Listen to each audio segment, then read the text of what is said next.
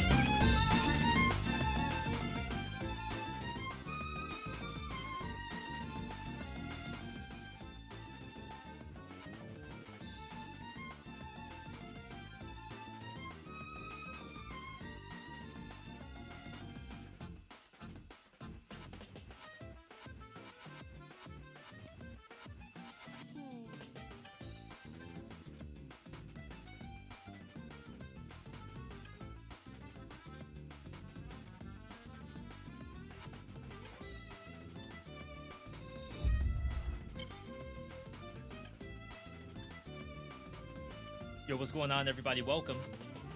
Today is Saturday, bright and early. Confirmed. Indeed, Saturday. VeedotMe here. Couple things lined up.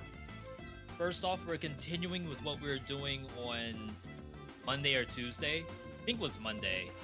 Where we have to find top threes.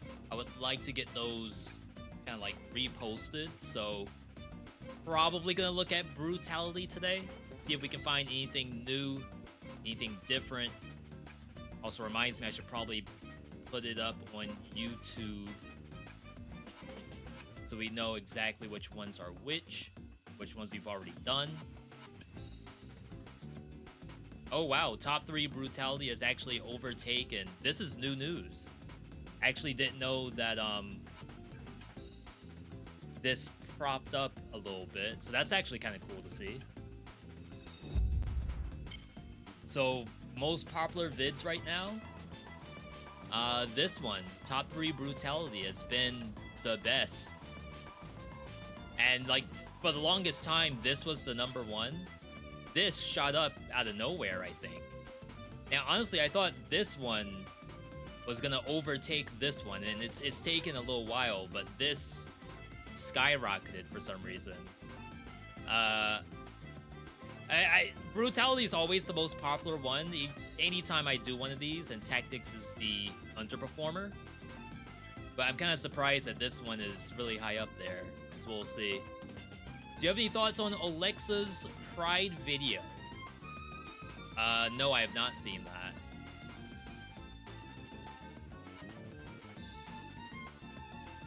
Oh, this one here? I'll have to look at this on my own time. Just going on the thumbnail and title, not to say that I have the exact same sentiments here. I think there's like different kinds of audience shift going on right now. Even if you go to, for example, most played, like, the game that I typically play is like down here at number 24. So I think there's a little bit of audience shift that also affects us as creators. But I have no idea what's in this video, so I'll have to take a look and see what's going on here. But very cool to see, and even better, the audience is like receptive to what's in the content. So we'll check it out on my own time. Nax asking, what do I think about Moonlighter 2? In 1 hour, I think it's possibly a good game. But just like every roguelite for the last few years, after the first hour, you don't know if it's still going to be as good. So that's why I have to do a day 2 today.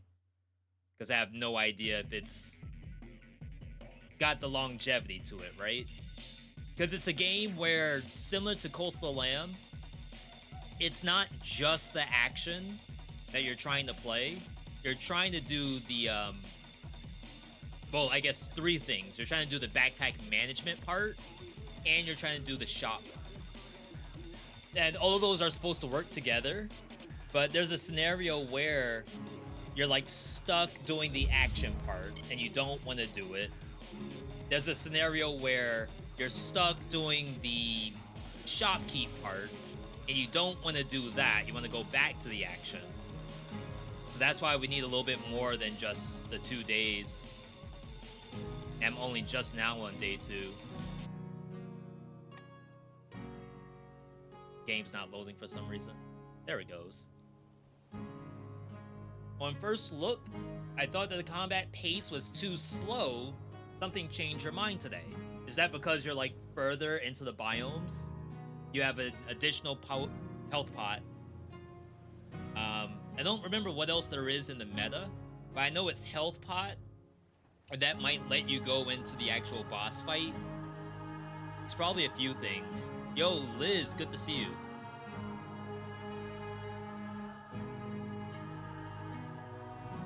What's up? Not too much, though, like, possibly a lot at the same time. We have to do top 3 of this. But then someone came in earlier talking about a vid from our good buddy Alexa, which was titled, I'm not proud of my videos. Which then, like, it makes me feel certain things myself. So I'm definitely gonna have to watch that. You could do way more once you've progressed. Yeah, and I guess, like, every roguelite has that. So to say that, oh my god, like, I can't stand playing this game because I have to go through, like, the early game to get to the fun part. A lot of games do it. It's just a matter of, like, is the early game even fun? Right now, I'd say in the first hour it's been fun. But if I feel like I can't get too much farther without grinding, we're talking about Moonlighter 2, by the way, then it's definitely going to end up being not super great, in my opinion. But we'll see. Let's at least get through this first. You wanted to watch it? Oh, you did watch it. Hit you hard, not even for vids, but for IRL work too. Yeah, Alexa's not a full-time content creator. Alexa still has the day job, the full-time day job that I assume is like a major part of what he does in life. Like, I think he travels for it as well. I used to do the same thing with travel, but I've been out of the game for a couple of years now.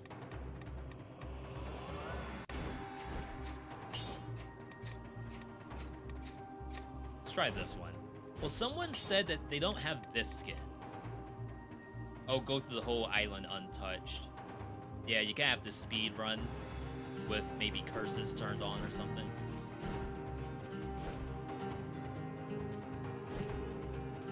Yeah, there's a lot to think about. For some folks, the content stuff is as easy as just turn the camera on and find the latest drama to talk about. For other folks, like, you want to, like, actually have a creative outlet. And that's where sometimes, like, not that you, well, maybe you do have writer's block, maybe the topic that you want to cover isn't like as interesting as it used to be, or maybe you've ran out of topics, so you have to regurgitate topics. What was I gonna do? Oh yeah, we have to actually look at these. So even right now, like I had someone who asked me, like, it's been 2 years, is there a possibility to get some updates on these? And there are. I just have to make sure that I don't regurgitate what I've already done.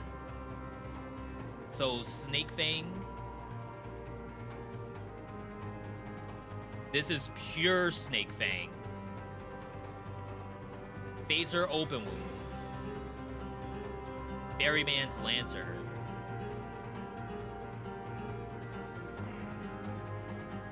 You see right now? Panchaku.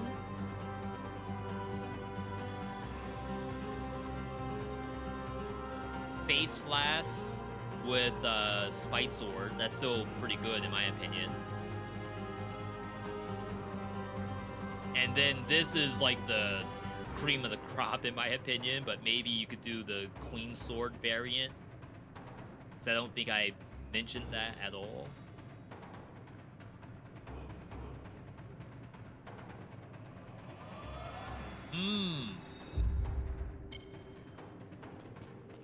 Almost have to look at the items. Obviously, we could just like go and have stuff pop up in front of me, because I don't think things like Hand Hook should really count as a top 3.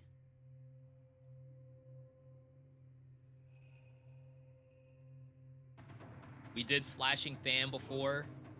Phaser, Flashing Fan, Open Wounds was like fairly impressive. I feel like it's a lot of pieces. I don't know how it works on bosses exactly.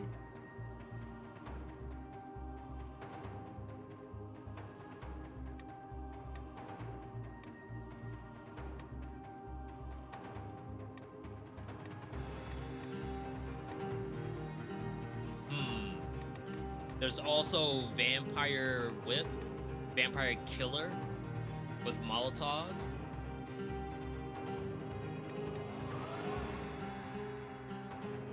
I actually haven't played that in a little bit. I'm kind of curious on how it feels. We did this as tactics, I think. And of course, this is all me just trying to avoid baseball bat. But I mean, there is a scenario where you could just put baseball bat in there.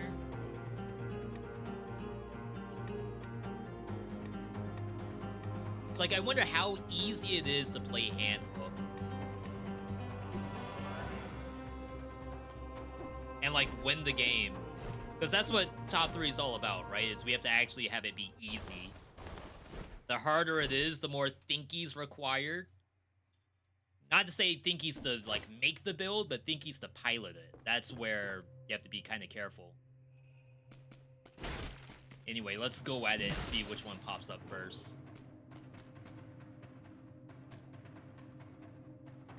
It's the Worm Grenade, but for Hand Hook, you would need... I guess you don't really need it to be Brutality. It can be whatever you want.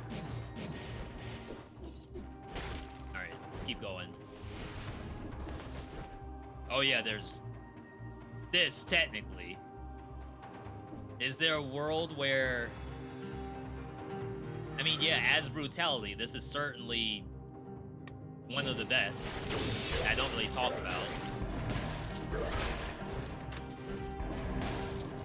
I'll try it for a bit.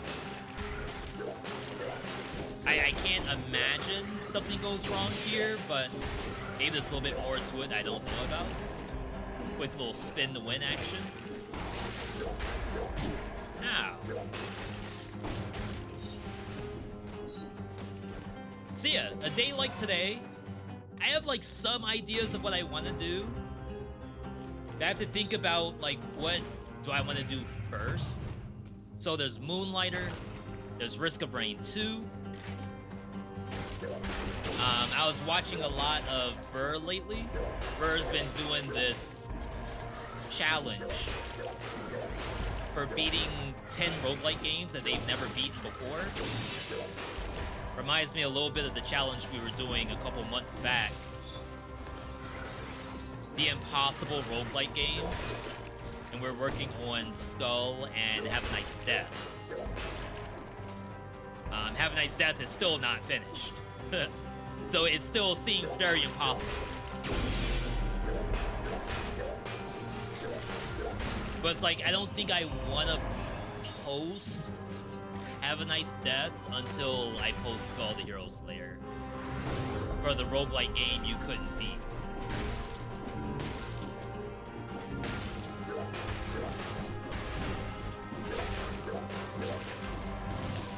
I used to really like Valmont's Whip.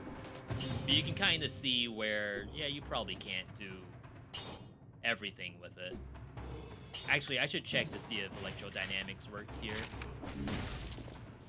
I assume it doesn't.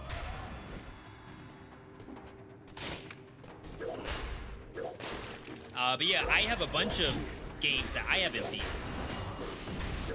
Roguelikes, that is. RoboQuest, Crypt of the Necrodancer, the list goes on. Nuclear Throne. Wow, you do actually get electrodynamics. I feel like that should not be the case. You know what? Sure.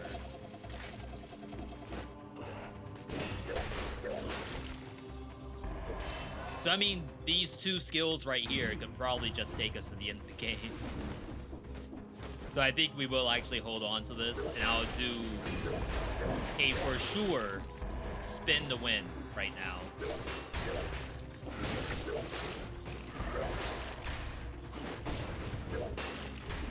Thought the orbs would break the shield, but apparently not. Alright, so that's the exit. One of these is probably Arboretum. One's a shop.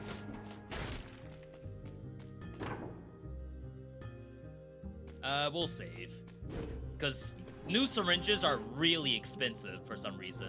It's like one of the most expensive items in the game. They easily run you like 10,000. Alright. We'll probably go to Promenade. Because you have to consider that a lot of the other routes require platforming. Promenade has one vine rune you have to go up, and then that's about it.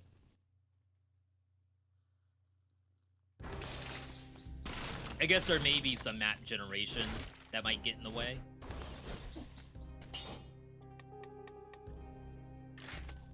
Not gonna roll this too much. Just want to see if I could get lucky. I should check this. There was a time where Frenzy worked with Spin to Win, but I haven't done it in a long time, and it may have been nerfed.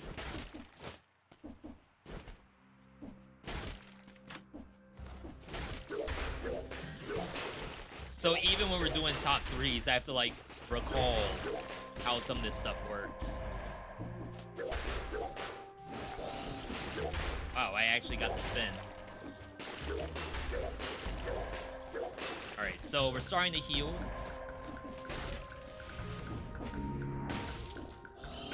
Let's start spinning. I am indeed healing. Which again, that's like strong, right? I feel like that should not be the case for this weapon, but here we are.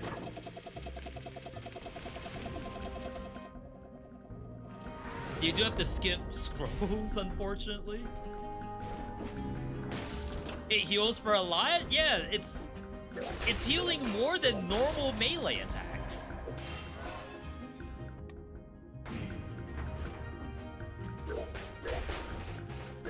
And I guess it's because, like, there's just so many instances of hits in there.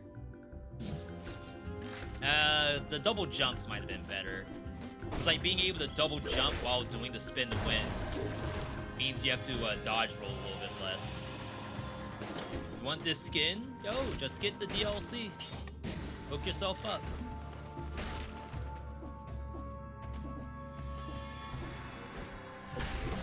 Oh, we're not using Valmine anymore.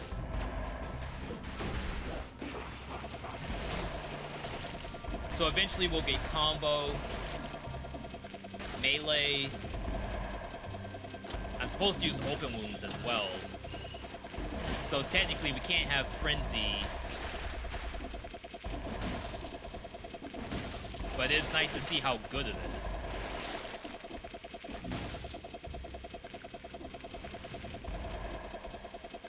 Alright, that's the end. And then you have to go back. What skin is this? This is from...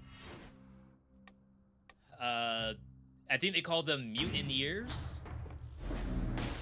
From Infested Shipwreck. The ones that throw the anchor.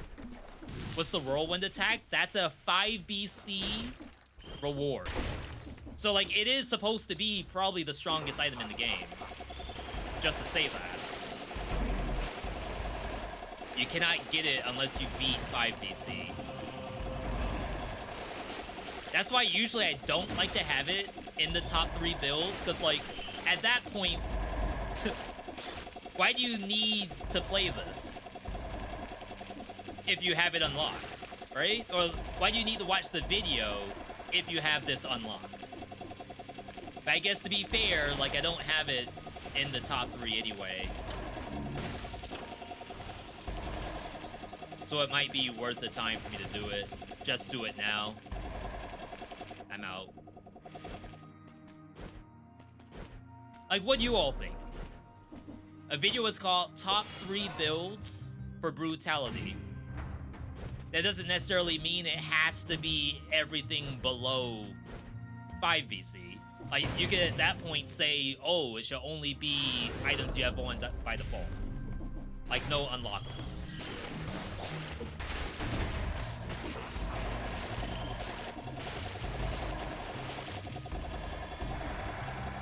Oh, God.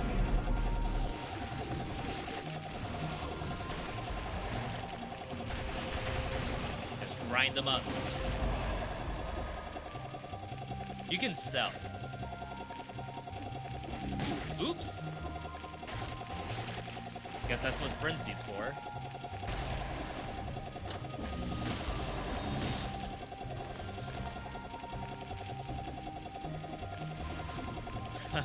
Did I run out of monsters?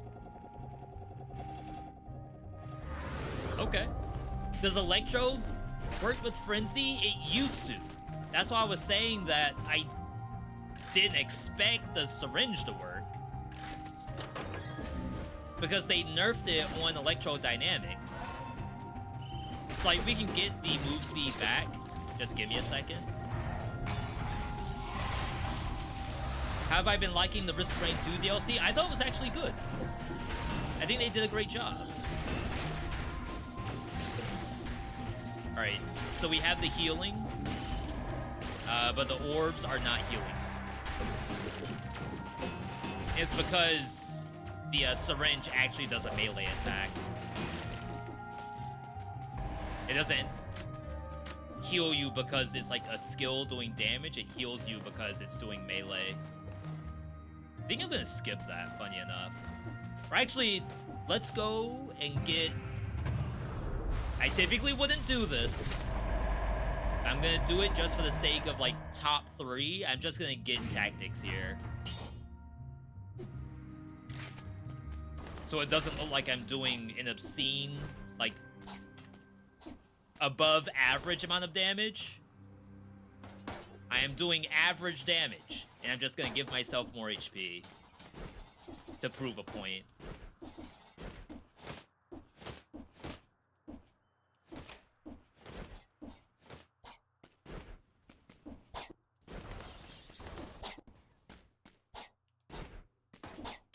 Wow.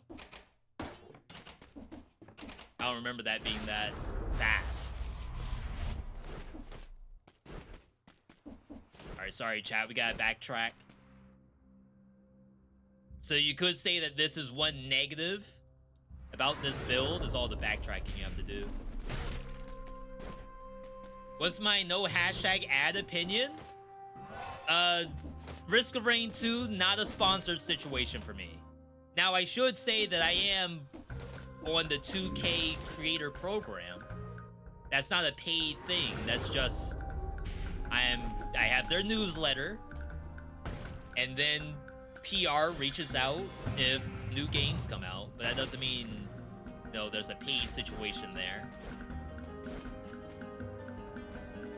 But the DLC is what, $15? So like, I would have to say, if someone asked me, is it worth $15? I can't say yes or no, because I did not spend $15 on it. That's as much as I can cover for myself, I guess. But I absolutely try my best if it's something that I think is expensive. Like, if it was $3, I would say it's cheap, right? But anything like above $10, if I didn't pay for it, then I would say I can't speak on the price. Your $10 may be different than my $10. If you get into like 15 and 20, then all of a sudden it's like, don't ask me about the price.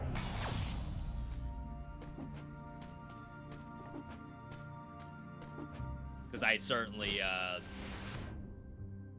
mean, I would say 15 is pricey, but it's a lot of content, I guess. Yo, Toy, welcome on in. Technically, you can do this, but we'll keep the electrodynamics in case you get like damage to bleed and damage to electricity. Could be very exciting.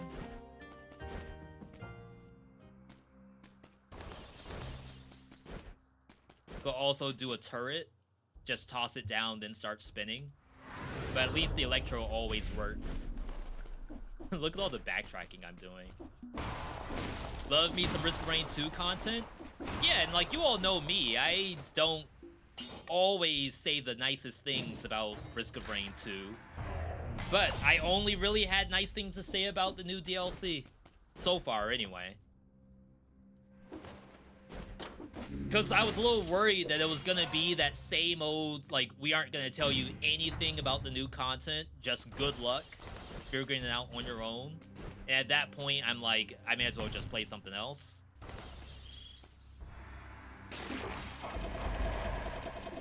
Look, you can play one-handed. Dang it. The #1 enemy of this build, rope. Oh snap, we need these.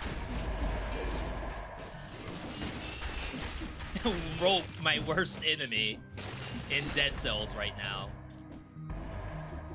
And tight spaces that I have to roll under. Put me in that situation, it's GG.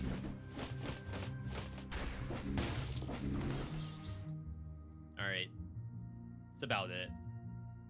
I kind of need that shop, right? Because it could be a skill shop.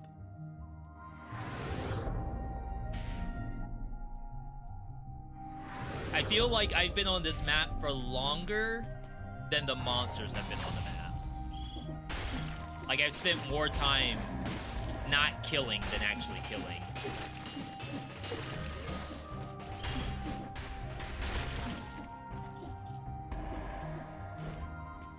Okay. Let's try this again.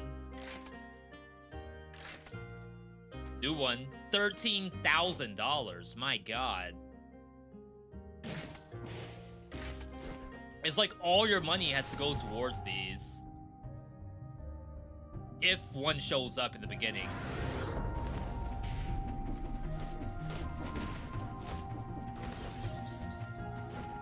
Alright. Not bad, not bad.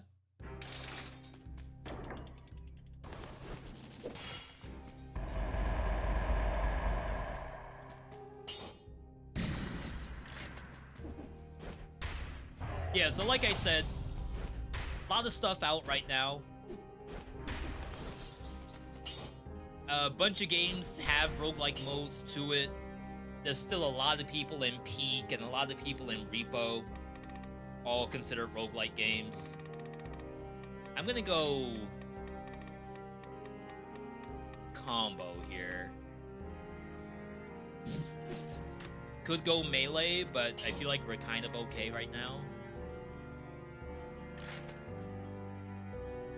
Even re-rolling's really expensive. Alright, we got the bleed damage, which means I might want open wounds.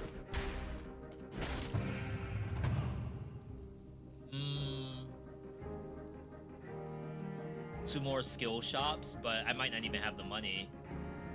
I'd have to take out a loan. Guess if there's any way to see if the build's good, this would be one place to see that, right? And this is the worst bank. This is the one that spawns with prison depths.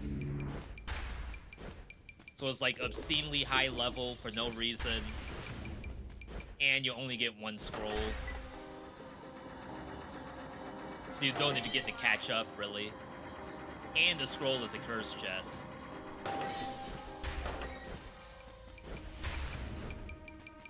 We'll see.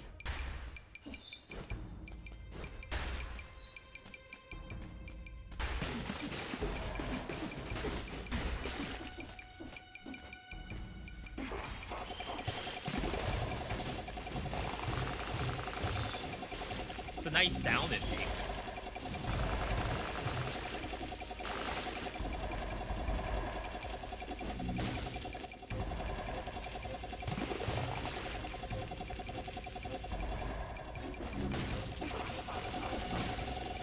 I can't find the curse.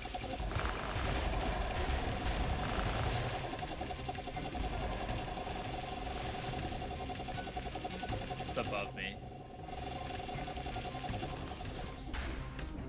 So melee would help out on a map like this.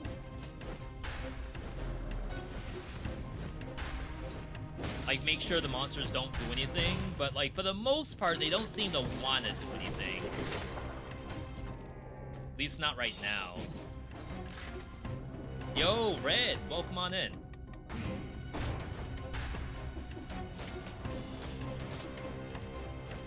So technically, that's the last brutality for the rest of this map.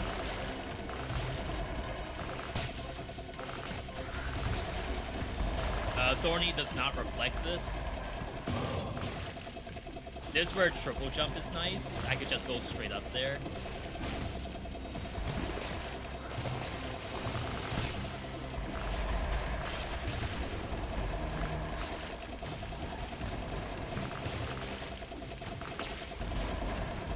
Yo, combo world record. Wait, I got reset. See? Luckily, this is like the end of the segment.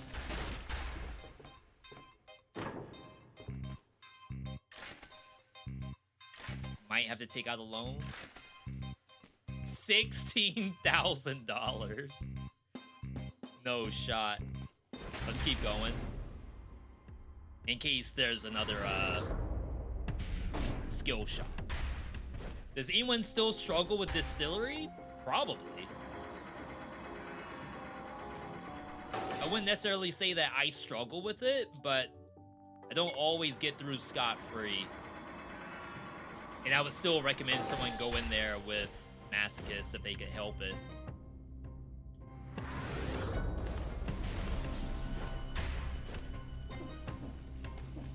Like, I went in there in the 1BC video, and it was scary, but like I have enough hours in the game, so I didn't have to really stress about it too much.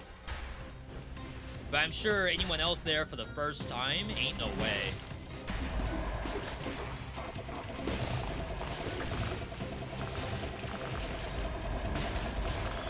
Oh, keep a lookout for my cell count. Remember, we're spending cells to do this.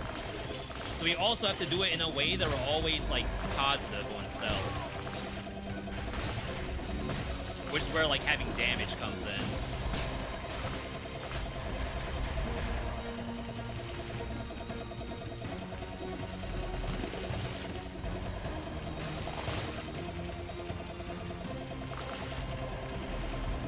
It's a shot.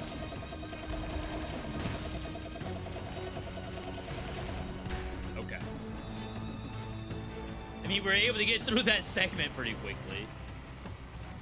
What's the next big roguelite I'm looking forward to besides Windblown? There's Streets of Rogue 2 that we haven't heard anything about. I'm sure the dev is still working on it. I know some people were excited for 13Z, which got pushed back to January, I think.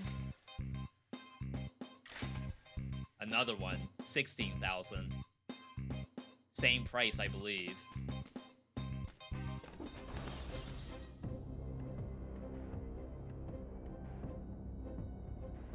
A bunch of stuff is already out and on my wish list. Yeah, 13 Zodiac. BlazBlue Entropy Effect X. They actually just posted 2 days ago. Trying to say like what's gonna come to regular BlazBlue and what's gonna come to BlazBlue X. They want, according to the post, they want everything. I had to test that. I probably should have spun more. They want everything available on both versions. So it's like the PC version versus the console version. But it won't be ready day one. They said most likely after Chinese New Year. So that's like February. Which is cool. I mean, I'll probably get BlazBlue X on console. Basically means I'm starting a new save file, which is a little unfortunate, but it's a new story anyway. And I should see how it is from a new save. Oh god. Alright, that was a bad idea. Don't do that.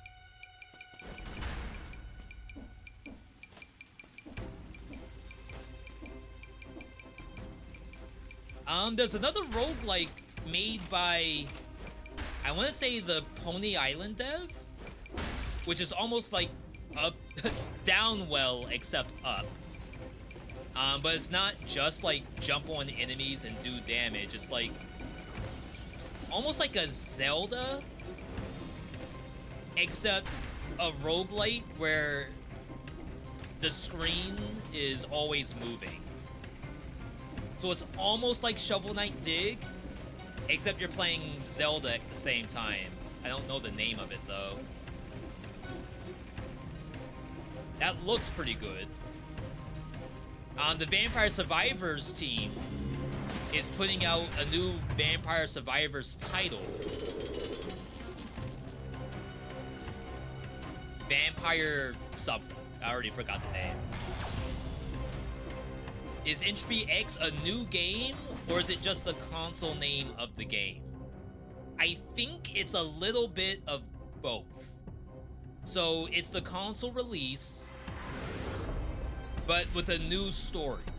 So I think all the gameplay is the same.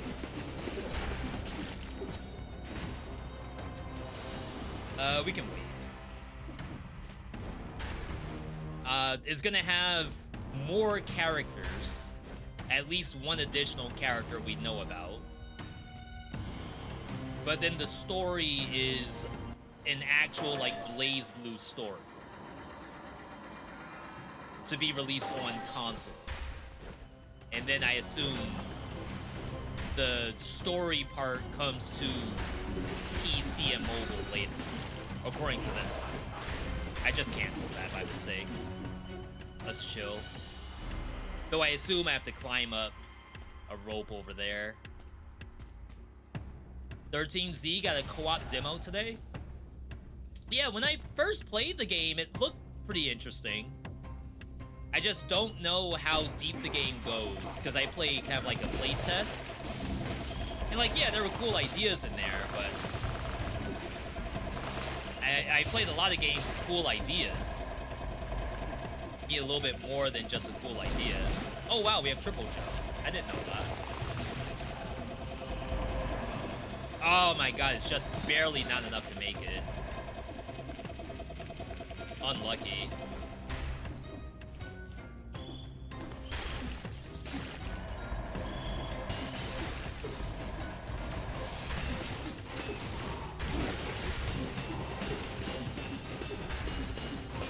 See if it's enough to get up here. See how powerful the triple jump is. Nice. I'm not even doing triple jump for that.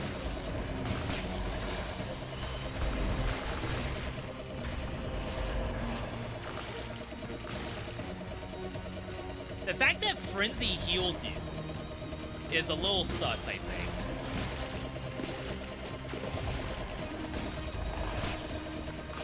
But if you were to report it, I'm sure the idea is that was the strongest item in the game. No reason to make it any weaker, right?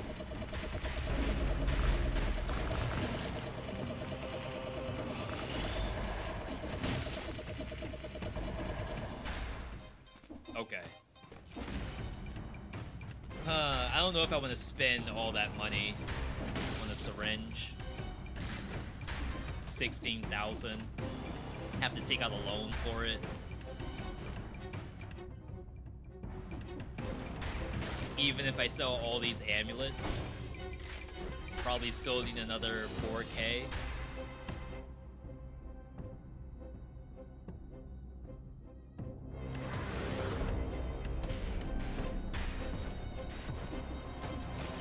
I think I might swap over to melee mutation. I don't think we need the healing anymore from Frenzy. Like, it's probably okay for bosses if you have a source of move speed. Like move speed on crit, but then you have to actually like land the crit first, which usually involves a legendary. So I feel like it's too much trouble. Just take Necromancy and heal for more than Frenzy? I mean, probably not. Only because, like, you heal for less and less as you get to higher and higher. Not max HP, but current HP. Whereas Frenzy is always give you the same number. And also, the other good thing about Frenzy is that we're hitting the monster lots of times. I think if we hit it one time, Necromancy would be better. But we're getting that same healing number multiple times until the monster dies. I'm level 7. This is only one level higher. We don't need all that. Well, I guess you would Mimic check it. And then it'll be level 9. Maybe level 10. And it might be cheaper in the long run. Oh no. I'm making a use case for this. Not a Mimic.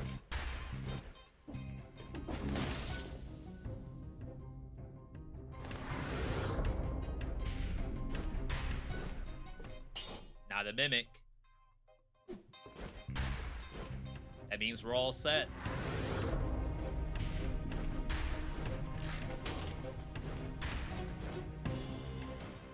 I almost have to look at my wish list to see like what up there we're still looking out for.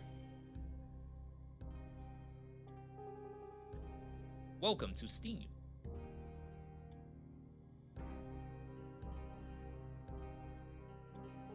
Wish list.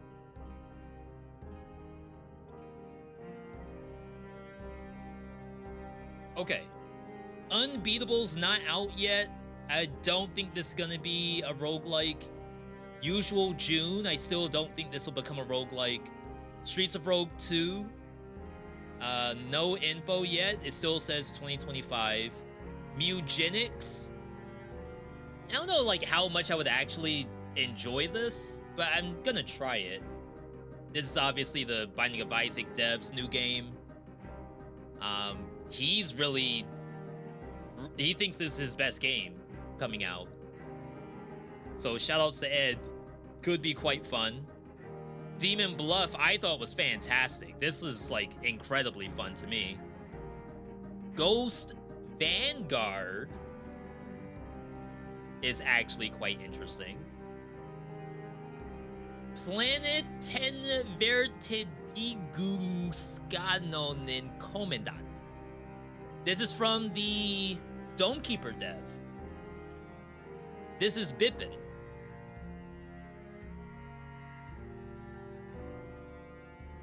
It's not Domekeeper in 3D. It's not. It's probably close. But basically, stuff is going to invade the planet and you have to shoot it down. If that's Domekeeper, I can't say no, I guess. Arcane Eats. 4 Strike did come out, so now like everything else is actually out. So I guess like from the list of stuff that's not out, Ghost Vanguard, Streets of Rogue 2,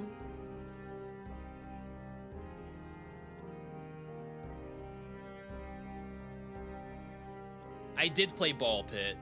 Sorry, I have some hours in the game too.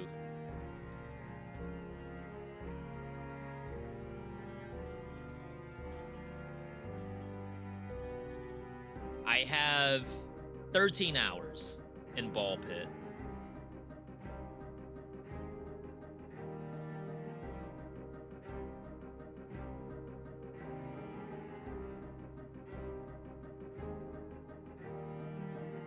Chat, I got an email about this game. In fact, the email said, "This game, we love what you do with Dead Cells."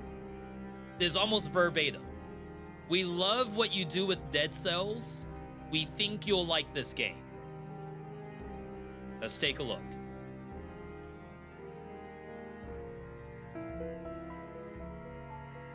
Let's see if this fits the bill for Dead Cells players.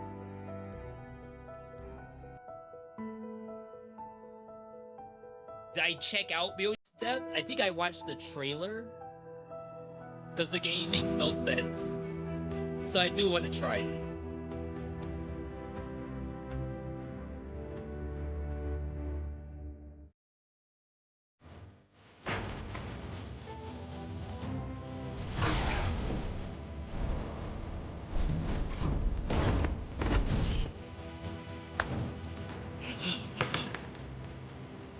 It is quite loud. Sorry for the rip ears, everybody.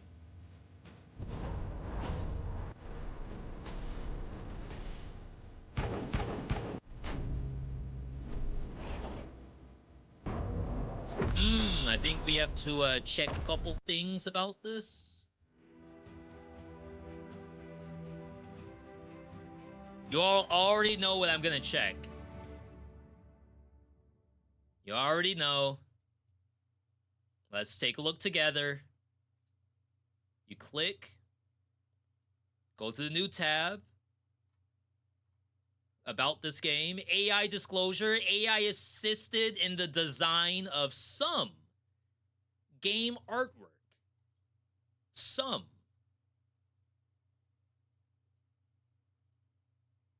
Could some be all?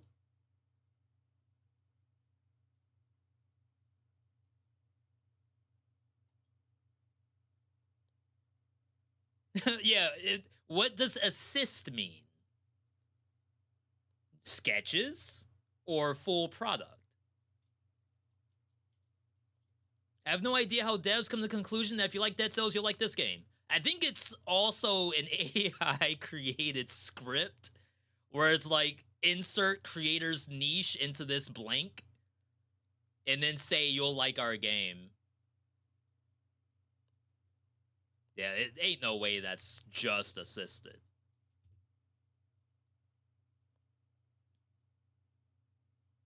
I did get an email about this. This is like ship. It's almost like FTL, except with pirate ships, which is like a cool idea. This is November 26th. Oh my god, it's so loud. Didn't I already turn one down?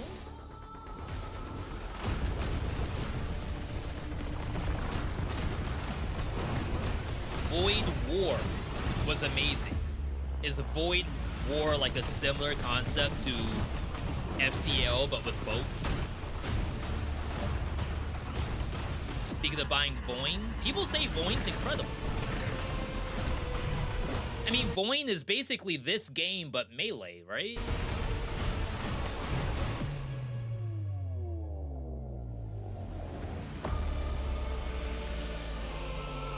FTL but with spaceships. FTL but with spaceships. FTL is spaceships, right? Am I tripping?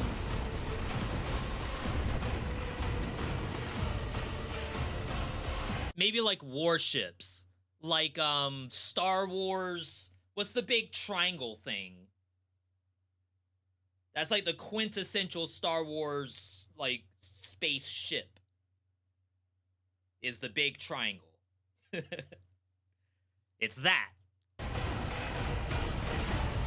Like Dreadnought class ships. None of those like starfighters.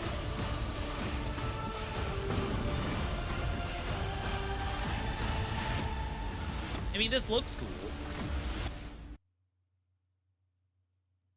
Chat, we're looking at this because someone asked me about what roguelikes are we looking forward to besides Windblown.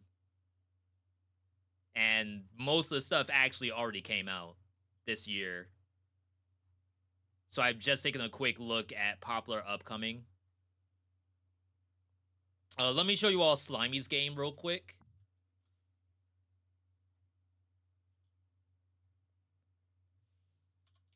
Million Depth. Not on my wish list. It is already out.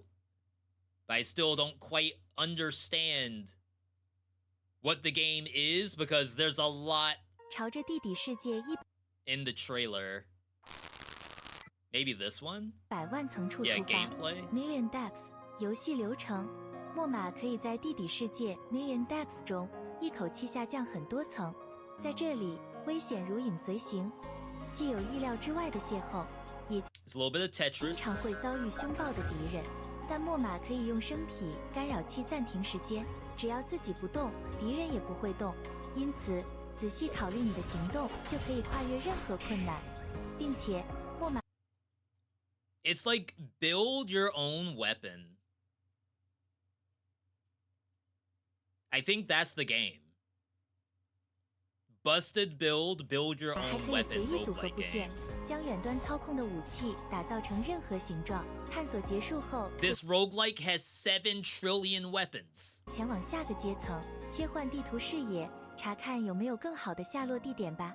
最后，在地下100万层处 In 等 this 着你的交 roguelike, 汇时。 make a 等一 weapon 下， from 这 1 结局 trillion 是在哪个世界 combinations. 线 ？Alpha、Beta、Gamma 重重交错的3条世界线，各个世界线截 It's like 然不 Path of 同， Exile. 包括你的身份、时代以及结局。平行世界交错的深层下落动作策略 My 游 only 戏 issue is they don't really Million Depth show 现已发售， the 不妨 gameplay 先试 that 试免 much. 费体验版吧。 It's like they really want to showcase, you know, making the weapon. But then, like, is this a bullet hell? Am I, like, jumping over this stuff? Is it, like, a turn-based RPG? Where, like, the weapon's gonna have a turn and then the enemy's gonna have a turn? Like, I just don't really know how the game flows.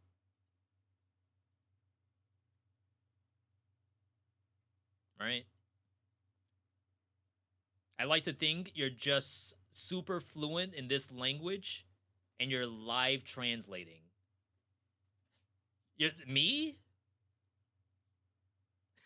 As I have no idea what's going on. I guess technically there's someone playing right now.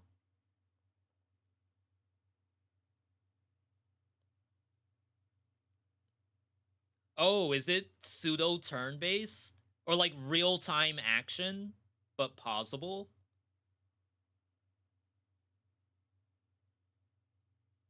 Okay, I can see the idea. Alright, let's hop back. Nice little intermission right now. Probably should have let the ad run while that was going on.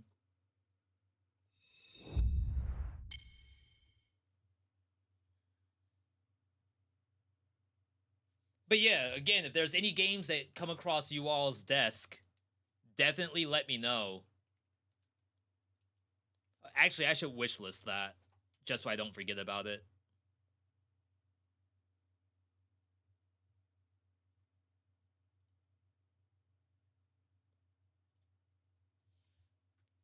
Oh, wow.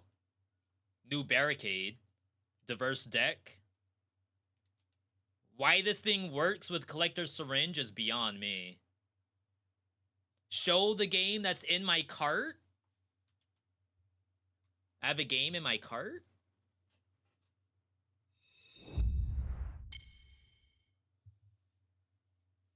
I got nothing to hide. I'm the most trustworthy streamer you all got. I just saw the other day someone posted something that's getting them canceled. Yeah, it's just Risk of Rain 2 DLC that we already have. But thank you for the reminder.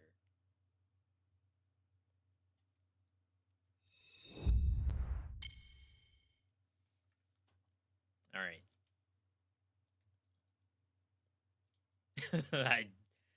I got nothing to hide game-wise. You all see everything I have access to, except the NDA stuff. Double damage syringe. Poison damage. I should have kept the bleeding. That's my bad. Alright. So let's combo melee. Typically, it would be open wounds.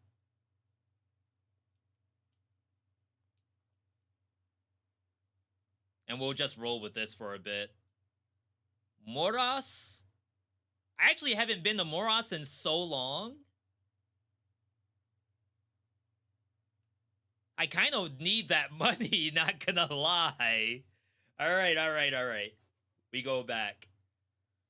Go to the library and search He Is Coming. I don't have that game.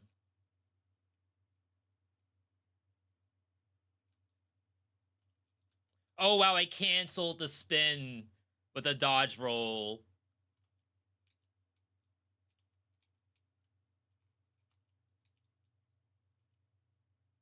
Dang it.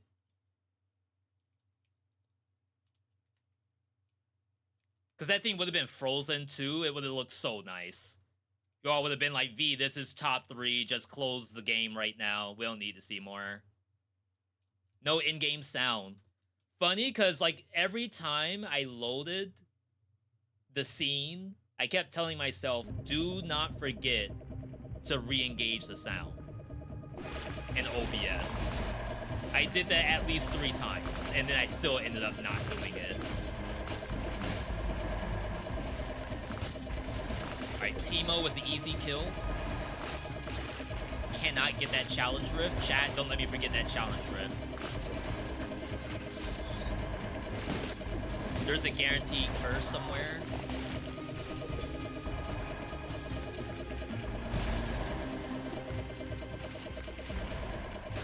Not there.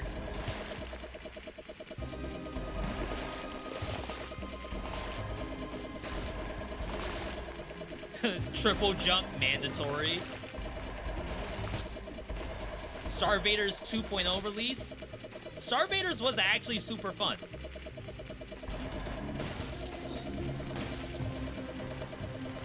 Our good buddy Esty said he was gonna put together a list of his favorite games of the year. I almost wonder if I should do something like that with roguelikes. My absolutely top roguelites of 2025.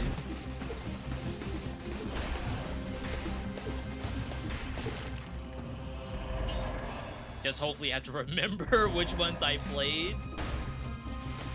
Doesn't Steam do that already?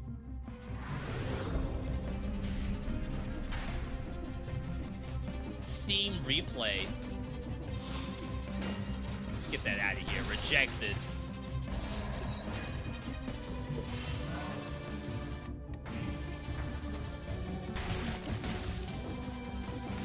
You would love to try Star Vader's mobile. Yeah, I might have to try some mobile roguelites in the future. It's been asked of me before. And I always say that, like, I don't want to install an emulator. But maybe I can just iPad baby it. Well, no, I have personal information on my iPad. How am I gonna do mobile if everywhere I go is my personal information?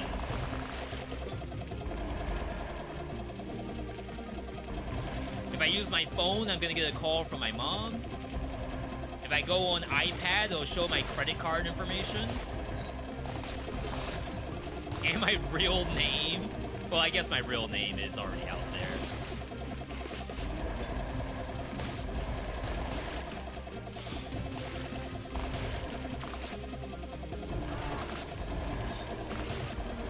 I wonder how other creators do mobile game ads and not leak anything.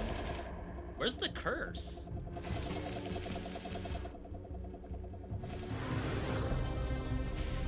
Emulate? That's what I wanted to do for Dead Cells, but emulator didn't work. That's Legendary Nerves of Steel. I think it only does Pierce. It's a little bit unfortunate. Because Pierce should be easy to come by, right? Oh, wow. Never mind. I was gonna say, oh snap, the only defense they have against me is shield, but it lost the shield.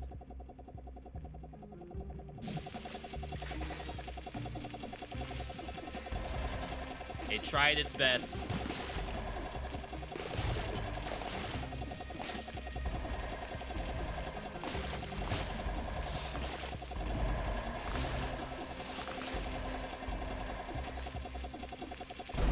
SlimyYy, or anyone else who happens to know the game,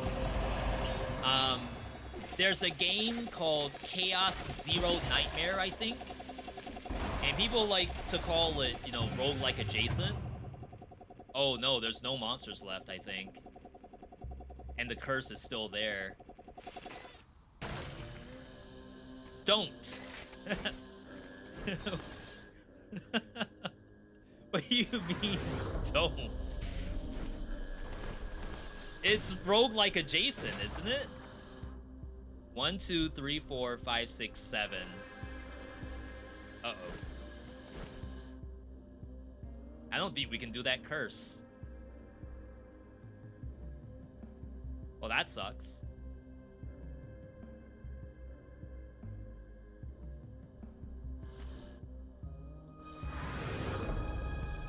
You didn't play Ubumasume? Why play that? Because it's a roguelike deck builder.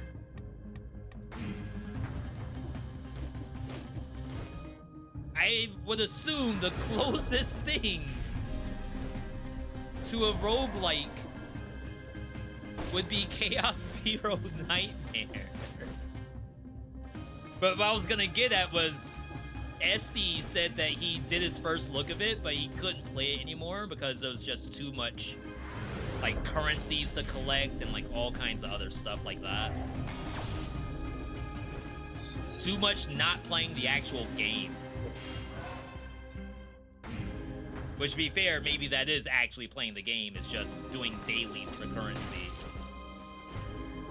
Got some immaculate drip going on? I try. But to be fair, I think this is my favorite reddish outfit. Like, I wouldn't call this purple. Oh, crap, that was a monster. There's, like, random slugs that I haven't killed. Maybe it was just that one. I'm not gonna look at the whole map to find 3 monsters. But then, like, what if there's 3 slugs inside of that sea door? There's no way. It's slew or slide. We can't do it. And I know I have assist mode, infinite lives, but I'm not trying to do that.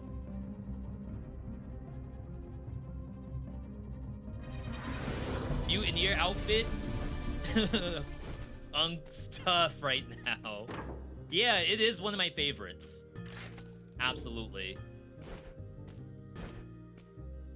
And whenever I do a brutality showcase, I almost always use this thing as one of the skins.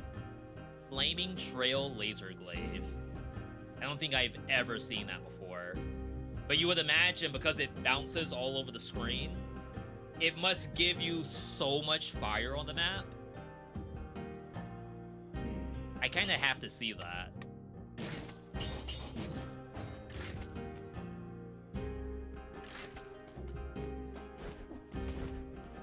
Alright. So unfortunately, Mama Tick, not exactly the best boss for the spin to win. Certainly not unplayable. But I wouldn't tell someone you absolutely should go to Mama Tick if you have this weapon.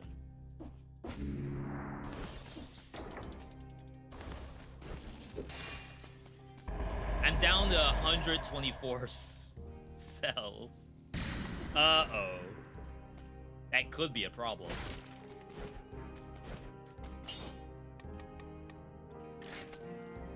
We got electricity damage. That's not nothing.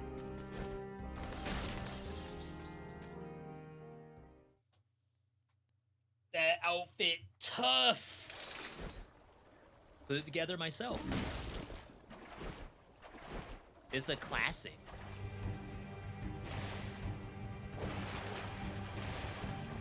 Let's not spin here. Oh yeah, I have laser glaive. That's why I'm doing no damage. I think we're spinning. Just one. It's like maybe 10 cells. Ow.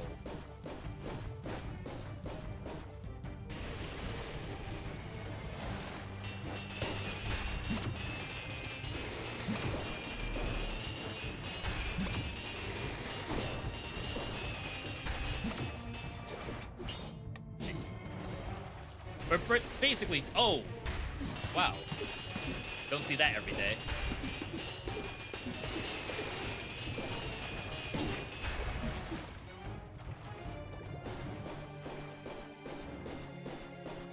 Like I said, it's been a long time since I fought Mama Tick. So if you spin first, you're gonna probably get hit by this. Oh no, the freeze. Okay, freeze not enough to stop that. Okay. In that case, maybe I would say don't go to Mama Tick if you have spin to win. Not that doesn't work, but you will probably not be spinning on the boss as much as every other boss. Game of the Year contenders for 2025. Jeff Keighley's already got the list up for Game Awards. Don't even have to make your own list. Expedition, Hades, Silksong, Donkey Kong. Chat, what's the 5th game for Game Awards, Game of the Year? It should be 5 games, right?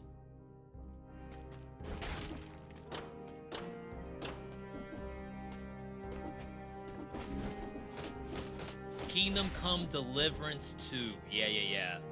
But like I said, I didn't really see that game. I remember some people like Dan's Gaming and Lyric play it, but I wasn't really there. Death Stranding 2. Gotta have a Kojima insert at Game Awards. I'm sure it's fantastic. Yeah, Flaming Trail. Does indeed work. Yeah, Death Stranding's probably good. I've been sitting on Death Stranding 1 for years, unplayed.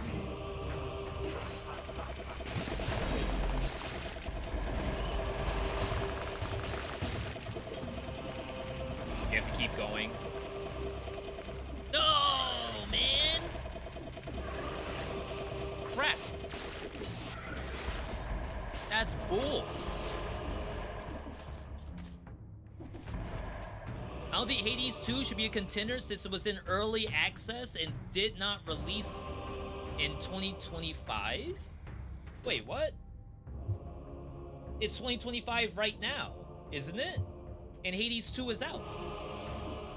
Am I tripping? Chat, what year is it?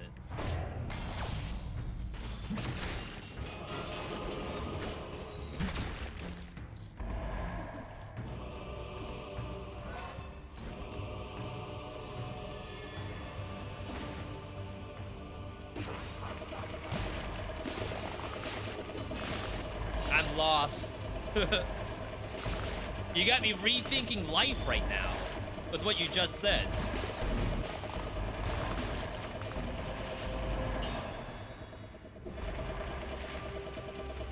I know sometimes I misread what people type in the chat, but... Oh no, wait, you could die like this.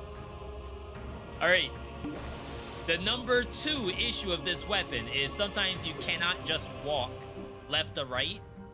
You do have to actually pay attention. Or else you may just go into spikes. My bad, my bad.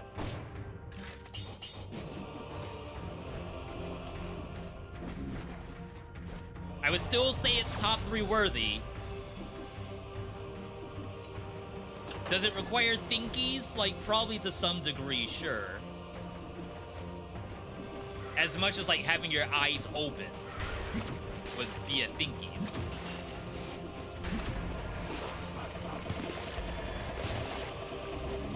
My eyes were indeed not open, because I didn't think I'd have to worry about freaking spikes. Oh my god, almost again.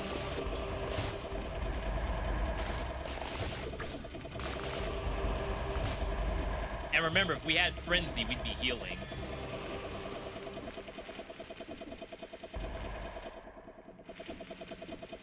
I'm gonna try to open the door.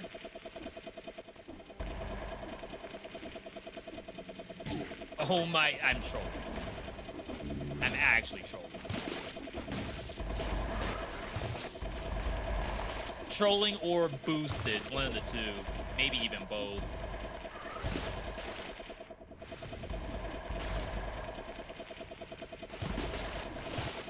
See, what other weapon would you just walk through the entire biome, not picking up scrolls?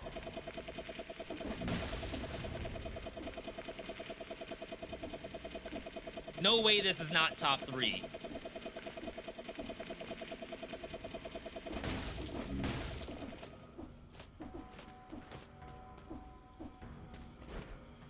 It was released into early access in 2023 and then hit 1.0 this year.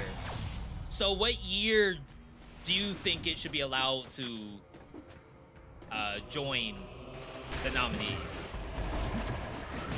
Like in 2024, where the idea is that give it some time to what? To compete with the others?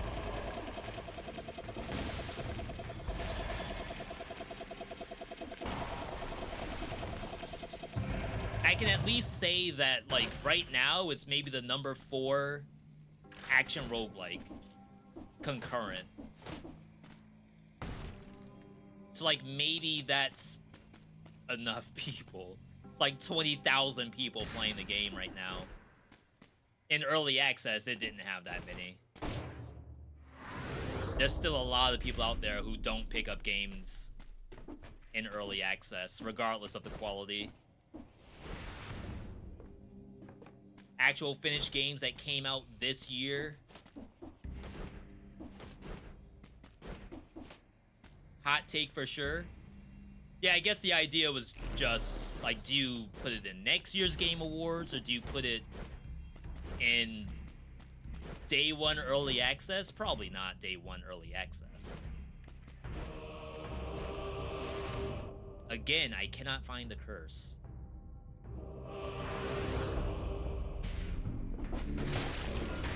I mean, remember, the other time we were complaining about Shadow of the Erdtree. Our DLCs allowed to be in Game Awards. And I don't think we ever came to a conclusion for that. If anyone knows, like, did Jeff have an official stance on Elden Ring Night Rain? I don't think it actually showed up as a nominee. Not Night Rain, I'm sorry. Shadow of the Erdtree. Elden Ring DLC. Did it actually show up in any category?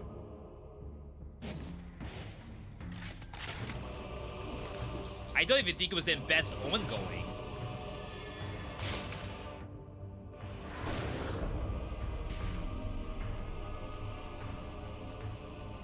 A new section?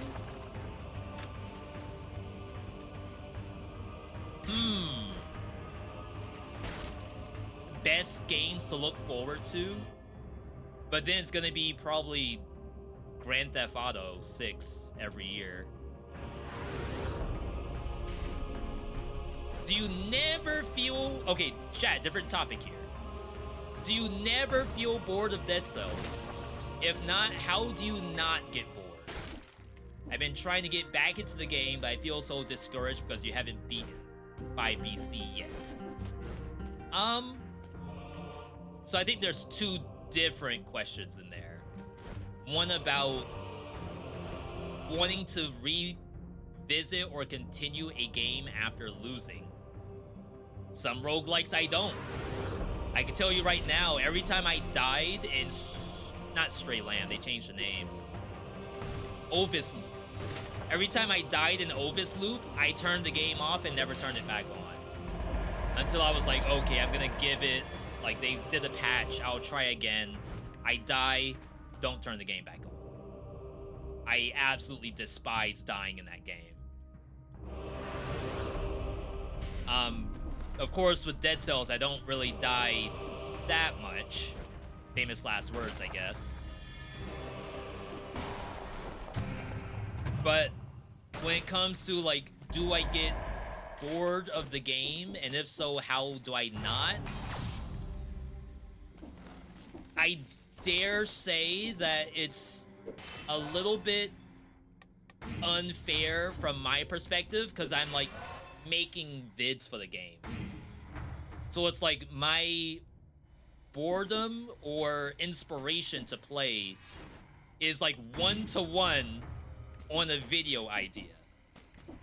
I very rarely play the game outside of trying to come up with a video out of it.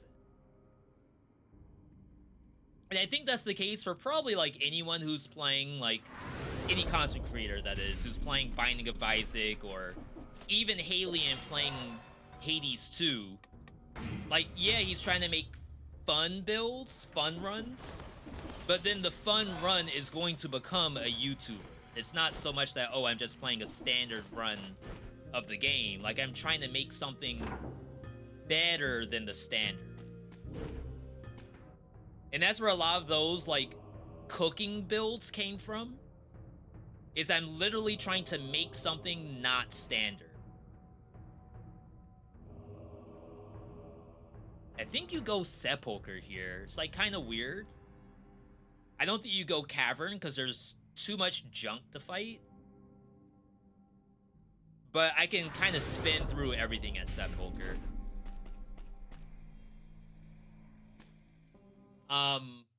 As far as, like, not getting discouraged on actually completing a game, half of that's the game's decision on if you get discouraged or not. The other half, I think, is based on how willing are you as the player to make changes. Some of them are for your own benefit. And some of them are for the benefit of whatever the game is. So take Path of Exile, for example. Path of Exile is known to be like an incredibly challenging game that isn't really for casual audiences. And the reason why is that there's just so many different moving parts to the game that are not explained in the game and require a wiki. And that's not necessarily all the game's fault. Like, the player could look that stuff up, but I'm not gonna look it up. I want to just play the game and have fun. But then you reach this plateau where it's like, I could play. Really? They would rather die than see me live. That's incredible.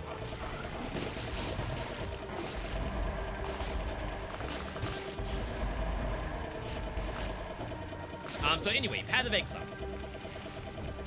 You could choose to not engage with the third-party stuff.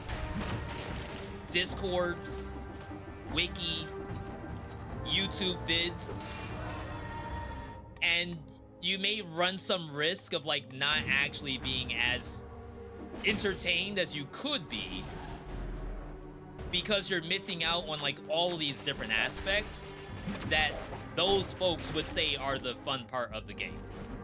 And like personally, I don't like that.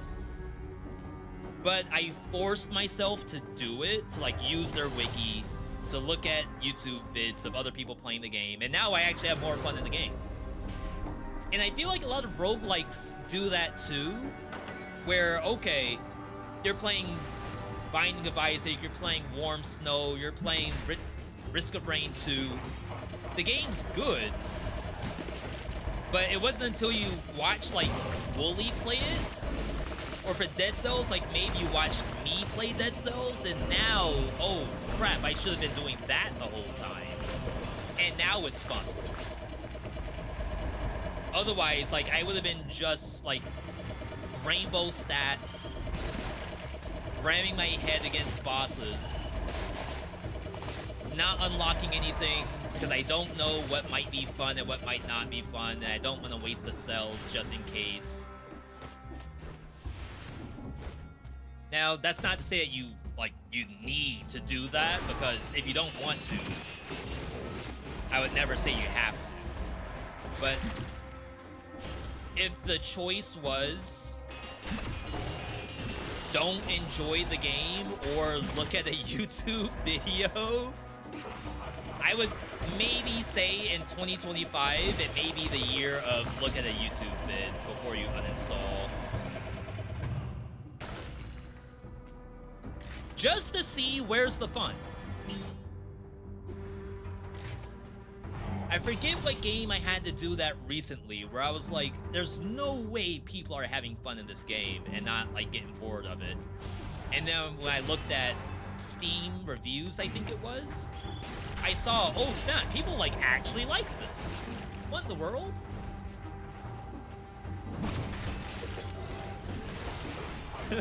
How in the world do they like the game that much? I was flabbergasted. Shook even.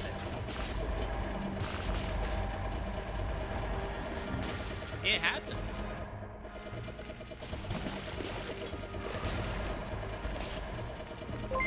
Yo, Patty. Oh my god, Patty, good to see you. Patty, are you still in the EU?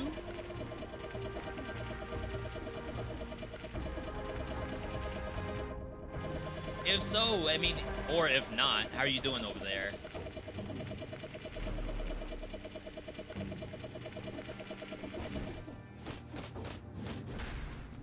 Oh wow, we just saved the V.60.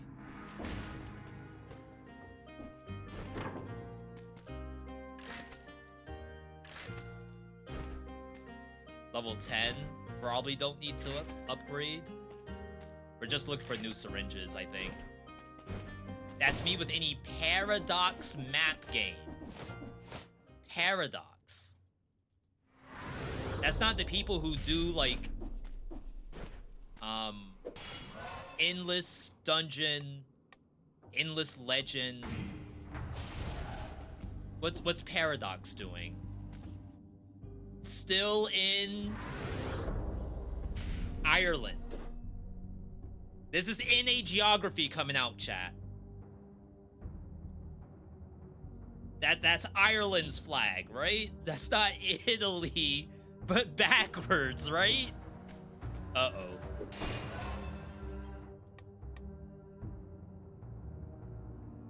Hearts of Iron, Europa Universalis, game similar to Civ. Yeah, the only Civ like I've played is Civilization.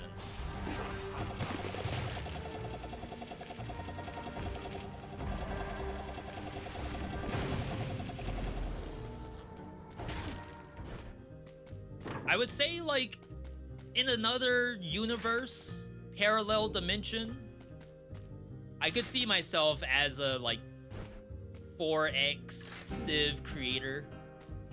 I could see it.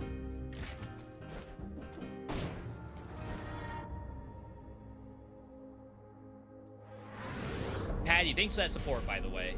How many hours of Dead Cells did it take for you to beat the entire game, including true ending? I actually don't know the answers to that question.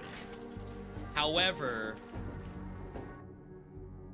the actual winning run is on YouTube, and maybe we can, like, use some context clues there. It's definitely been a while.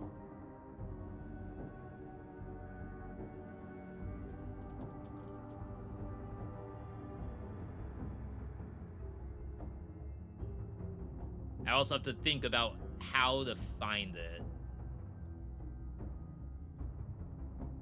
True. It's gonna be a very old video. And I don't think I took it down. Okay. First time. True final boss. This is update 1.2. And we were playing the game, like, the whole time during early access. So, like, in terms of how long did it take, like, maybe you could say it was cheating because I was able to play early access until this became a thing. It's like I got to go through all different kinds of iterations of the runs.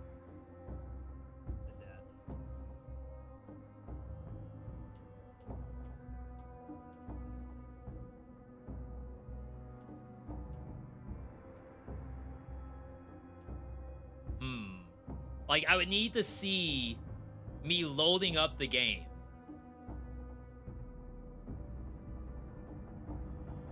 And it doesn't tell you when the video was posted. Oh, okay. May 24, 2019. Is there a way for me to see, like, what was my first vid of Dead Cells? Is this even, like, the right way to go about it?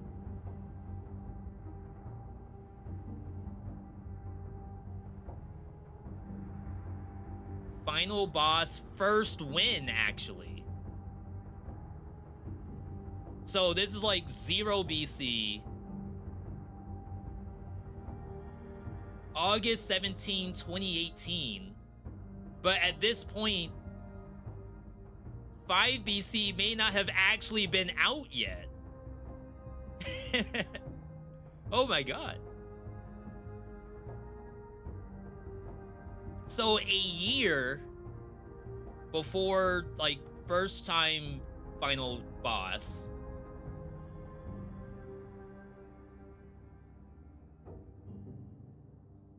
May 24. Dead Cells. Oh no. Dead Cells. Update 1.2. Steam.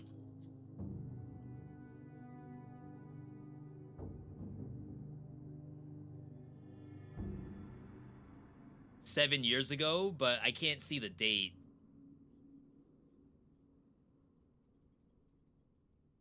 No, this is, like, super interesting. I'm, like, kind of invested right now. Reopen closed tab, please.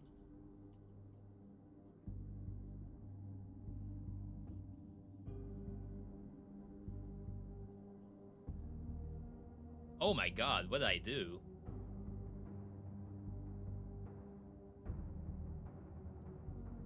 February 2019. And then I won in May. Probably playing it 3 days a week because we're streaming 4 hours a day. And it took us a month. So in 1 month, it's like 15 streams maybe. 15 times 4, so like 36 hours or something. I have no idea. I really don't know. I wish I had like the initial load up of the game so I could see how many runs I was at. Right now we're at like 4,000 runs. But I don't know what the numbers were back then. Do I have any like good number that, oh, you should have beaten the game at that point? Probably not, because there's a lot of things that could prevent you from winning. Could just be a curse chest, right? If you got severely unlucky compared to other people with curses. If you decided not to get a curse, which means you're gonna fight the final boss for longer. There's like so many different things in there.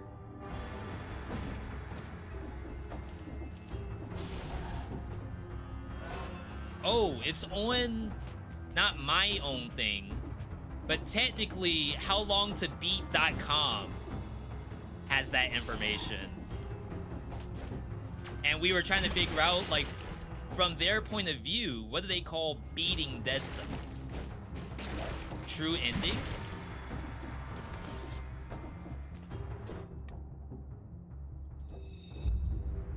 It's important.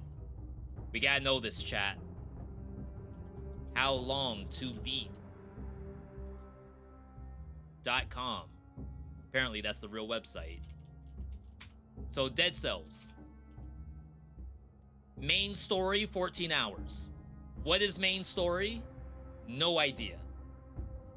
I would consider main story is true ending. So is that from 0 BC to 5 BC true ending can be done in 14 hours? Main plus extra. What is extra? If I click into this, does it even say?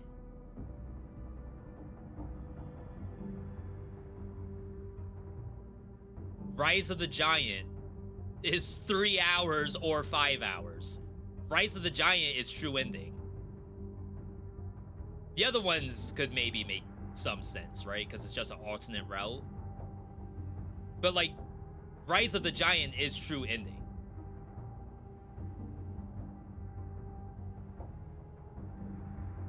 Main story, 15 hours.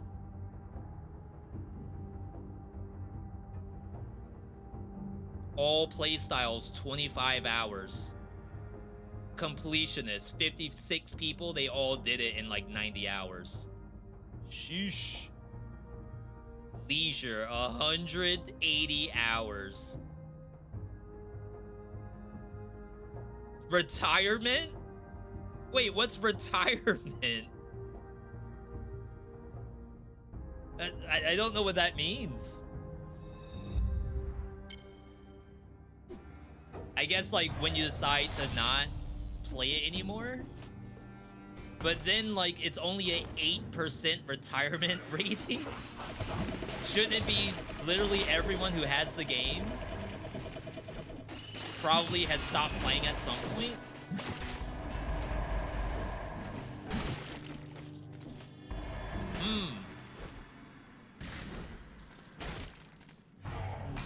I feel like those kind of sites are really good for single player games and story-based games.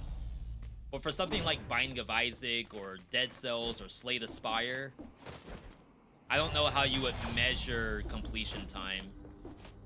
Like, yeah, you could poll people, I guess.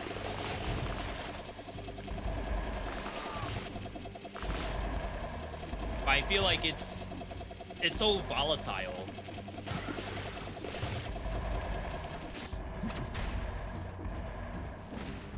Like, am I measuring myself against Jorbs and Slay the Spire?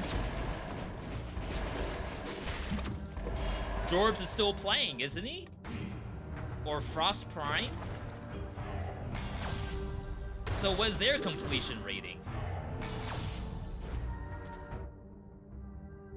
Few more monsters.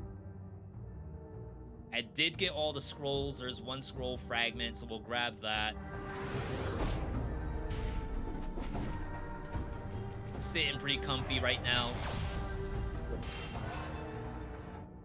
Spin the Wind versus Timekeeper, very strong. Could just one-shot her. Giant is also an option, which technically that's more scroll fragments. Both are gonna get one-shotted. Kinda depends on how many cells I want to invest, but if I put all 300 cells into it, they are gonna get blown up.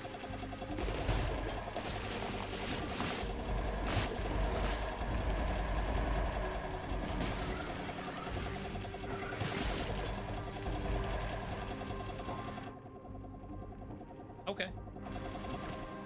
Yeah, so in terms of like, do I get bored of the game?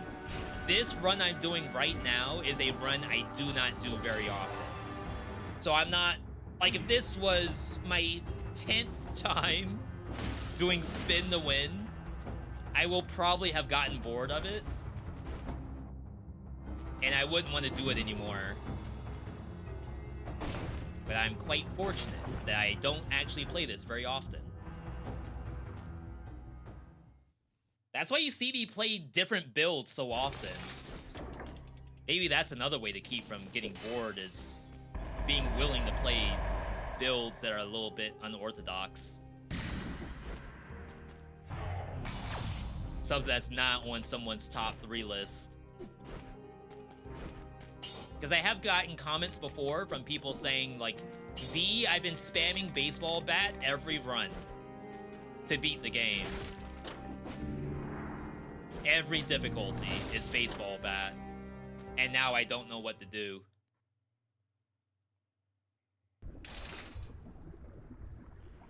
Might I suggest not baseball bat? Chat. What happened? Yo! What happened? Bear with the first ever T1. Welcome to Rusty Daggerhood. This fight's for you, Bear. I was about to say, why is the boss not dead? Oh, yeah. See, when we think about top tier, top 3, that's your criteria right there. Can your top 3 build do that? Yes or no? And that's not even maximum efficiency. That's just electricity damage on Collector Syringe. If I had both bleed and electricity, ain't no way. How the? Ain't no way. See, so someone asked, like, are these true top 3s where, like, nothing should actually beat it? I don't like to do that, because then you pigeonhole yourself. Now you can't make a new video because, like, it's literally the best thing that you've done. I might be doing that right now, but we came up with multiple issues with this build, right? You could die to spikes. That's an issue. Mama Tick. I couldn't really spin on Mama Tick. That's an issue. I'm trying to think the last time I've done this build. I don't think I've ever done servants with it. I think I've done Dracula. How bad is Distillery? Well, Distillery, I probably have to cancel the spin, right? which is not ideal.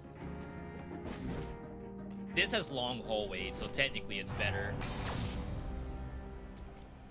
There is climbing, but I don't think you have to climb on rope. I think I could just jump my way up. Chat, as a reminder, after this run, we're gonna hop over to Moonlighter 2. Day 2 of Is This Game Even Good? Oh, wow. That's a top 3 right there.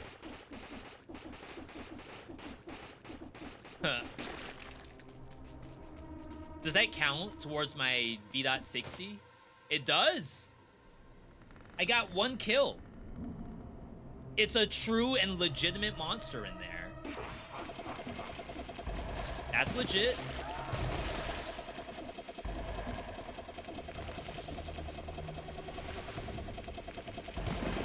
I think I have to dodge roll through stuff sometimes. Oh, no, man! No! That's bullcrap. What do you mean I have to dodge roll?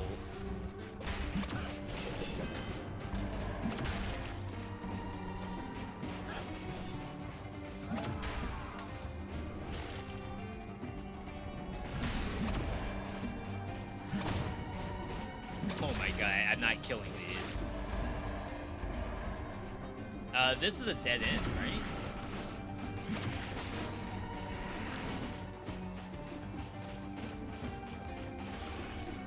No, it's not.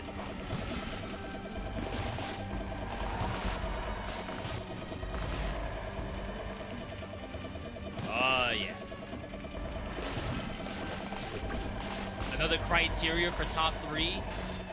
If you had a long day at work and you come home and you have to play this, how pissed are you?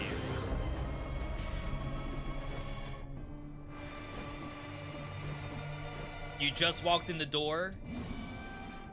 Mom, dad, or your spouse, whoever it is, they tell you, little Timmy, you gotta sit down and play this build. And then you just came home. But no Fortnite until you do a build in Dead Cells. How annoyed would you be to play this one? I say probably not that bad. Probably not that bad. Little Timmy or Susie, like, neither of them would mind playing this, I think. If push comes to shove, you know? If you have to. I would say gun pointed to your head, but that's a little bit too extreme. Let's just say that no Fortnite until you play Dead Cells. Yeah, V, hook me up with something. Just to be responsible. It's a very responsible build.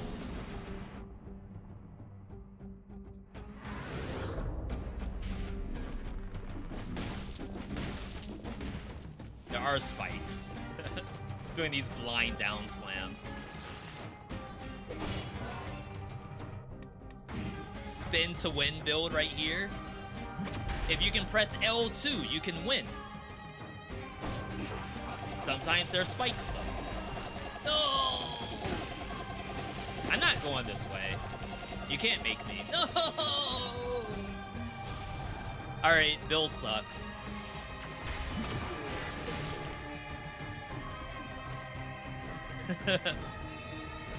The hardest part is this right here. You can't outplay that. The devs knew they had to balance this some way or another. Why'd I do that?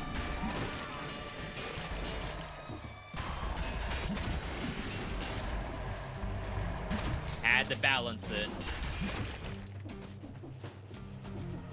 Oh wow, this map is actually not that great for this weapon. Look at all this.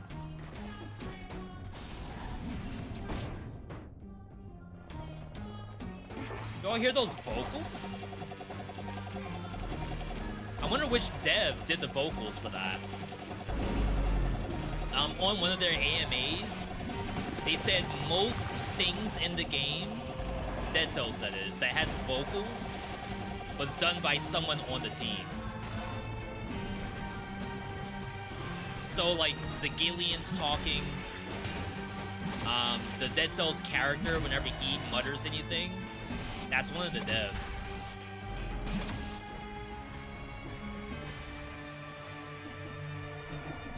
I wonder if Valmont himself sang those vocals and then altered it.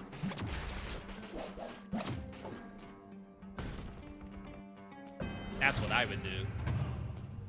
Actually, I know some people who will do the voice for it. Maybe I could even ask Airless. Just speak some gibberish into a microphone for me. I'll do the rest. Don't even worry about it. They'll never know it's you.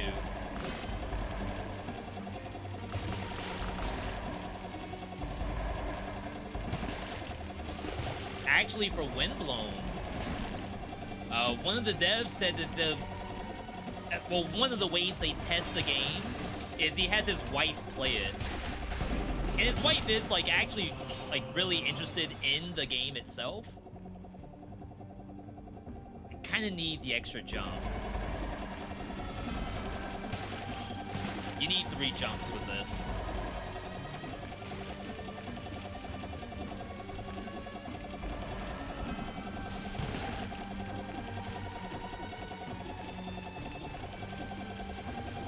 Good thing I have 400 cells. Alright, I think we hit capacity. It's about all I can do here.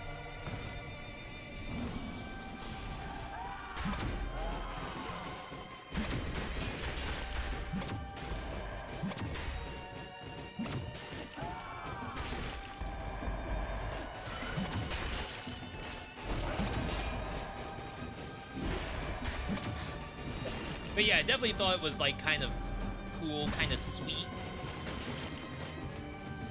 to have your SO involved and, like, okay, I'm gonna make a game and I need you to help at least a little bit with it. That's what the Dome Keeper dev did too. You don't have to do a lot. It's just like a couple of things would be really nice if I had someone outside the operation to work on it. And it's not even work. Just, you know, you're helping me out a little bit, right?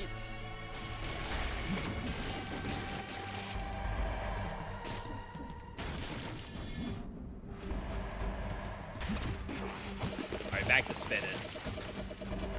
I've been not spinning for too long.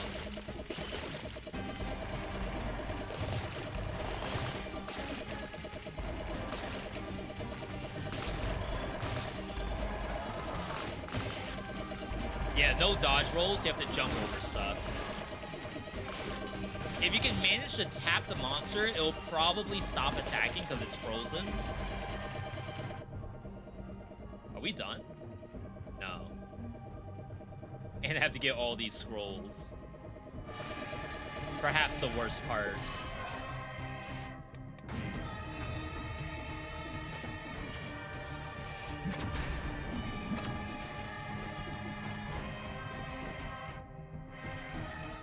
So yeah, chat, this is just one top 3.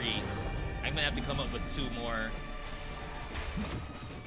Right now, I'm eyeballing Queen's Rapier plus the Nail for brutality. But after that, unless I do like Flashing Fans Party Gift, or like Hand Hook and Pets, I don't exactly know what my third one's gonna be.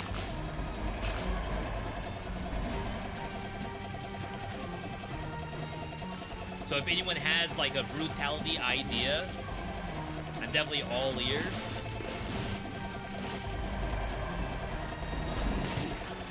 Oh, wow. Didn't even know I was getting attacked. There's a laser line I couldn't see.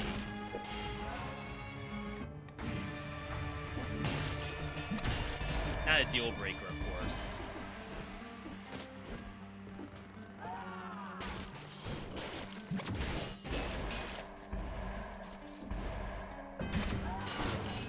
Yo, headshots. bounced off his dome.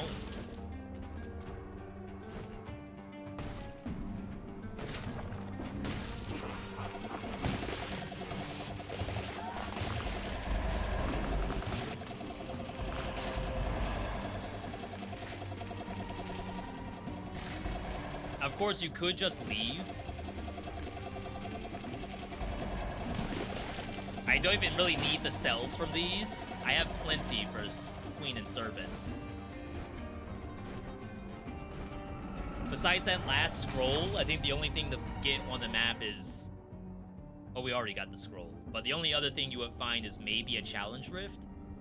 I'm kind of walking so fast, I will not see the challenge rift. Even if it walked up and smacked me.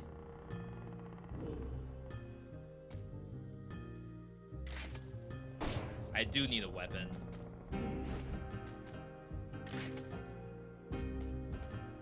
Sure. This is so much better. Alright. So now, like, in the rare circumstance I'm unable to spin, we at least have something to work with.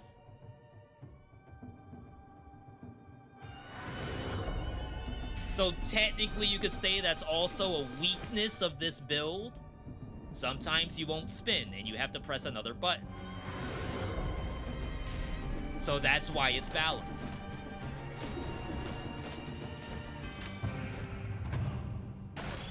Wow. I mean, I'm not even attacking. The other overpowered thing is doing all the killing for me.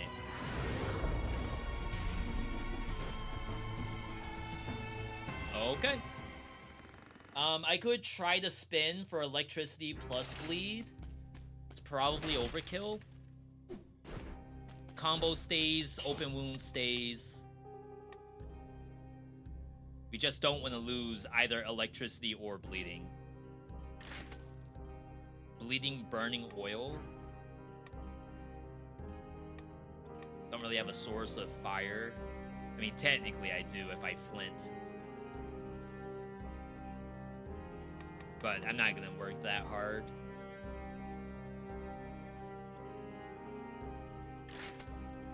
Uh-oh.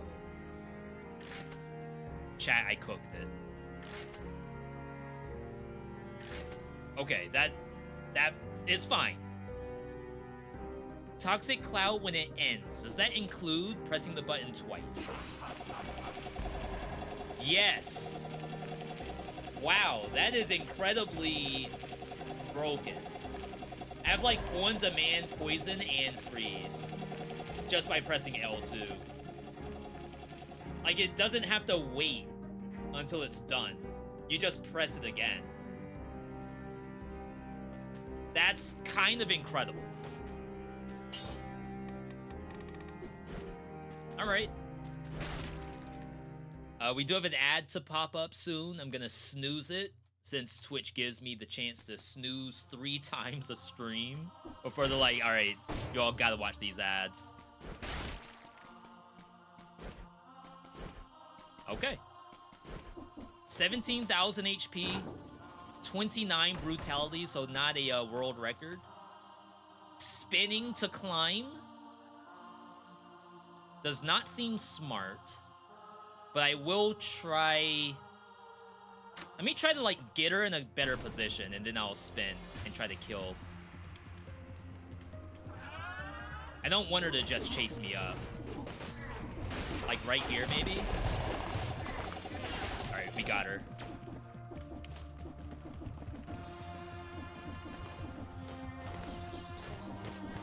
Ladies and gentlemen, we got her.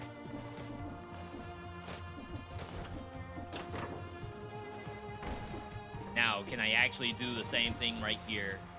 I think if I spin early, it cancels in the cutscene.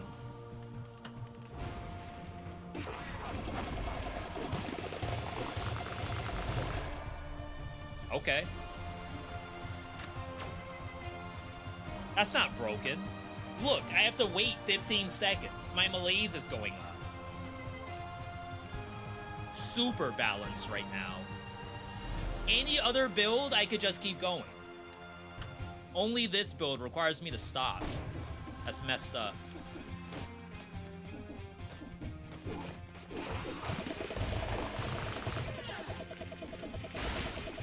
It's gonna cancel right here. Yep. Crap, man! Freaking canceled on me. No! It's over. Ow. I guess I should have dodge rolled. I didn't really try.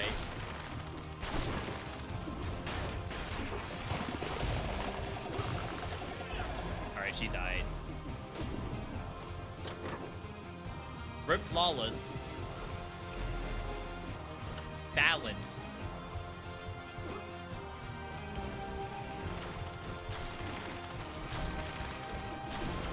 I have to wait.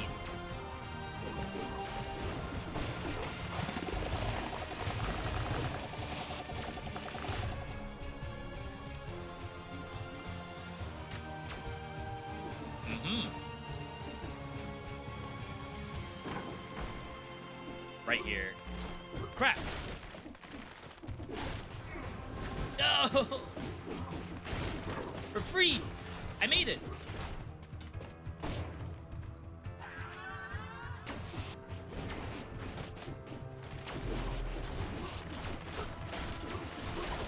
Oh, don't do that.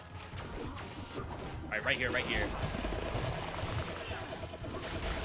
Where you going? Oh, I guess I could spin while climbing, at least a little bit.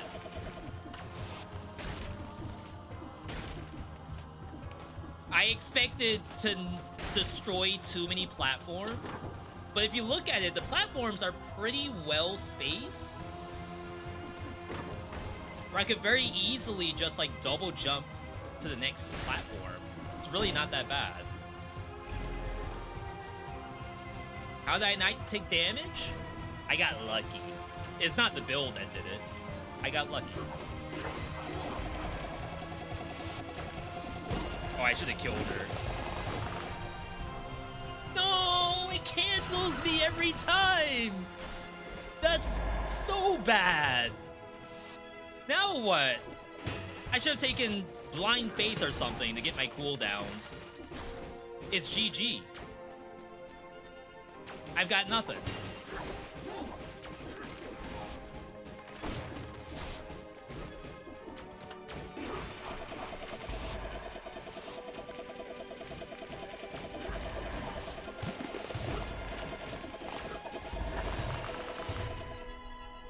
No! Unbelievable.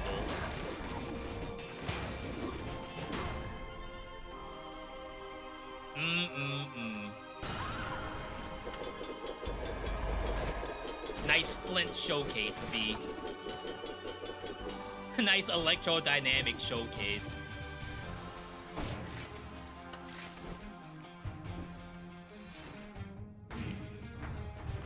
Alright.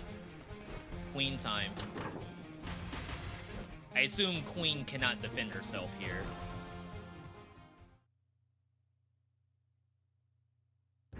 In fact, I should probably let her jump up and then try to kill her during Reality Slash so she doesn't go invulnerable.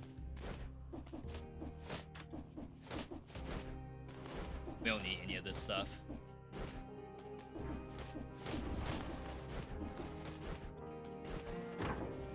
Okay. Still takes us 52 minutes to do this because I talk a lot. And I backtrack a lot to get the scrolls after. Rather than like getting it in one shot. Then we have to wait for the syringe. It's a lot of stuff.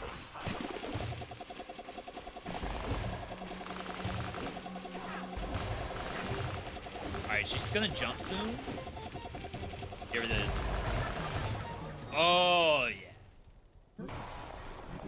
Oh, yeah. That, I would say that's top 3 worthy. I'll still do the poll, because we gotta make it official. We did the poll last time, and people said that It wasn't really top 3 at survival, but maybe top 3 tactics. I'll do the same thing here. I don't think you would use that as survival, even though it's red-green. You lose out on the open wounds, you lose out on frenzy, you lose out on a somewhat combo. Like, it still works, it's just not as effective.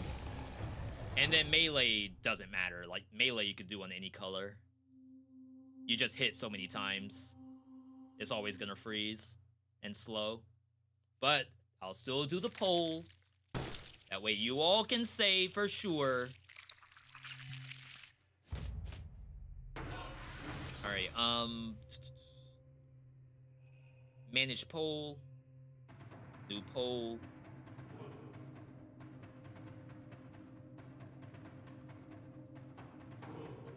Was that a top 3 build?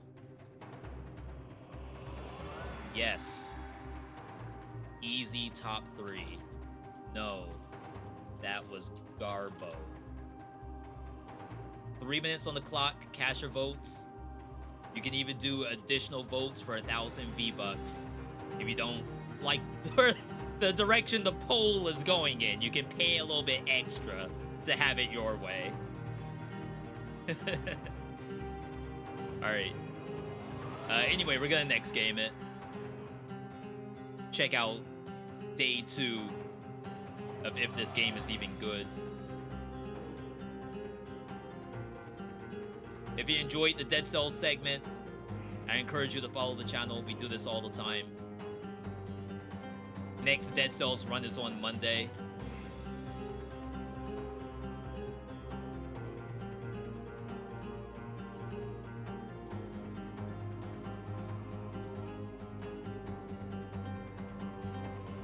Alright. Change the game. Change the title. Swap out. Queen didn't get a chance to play?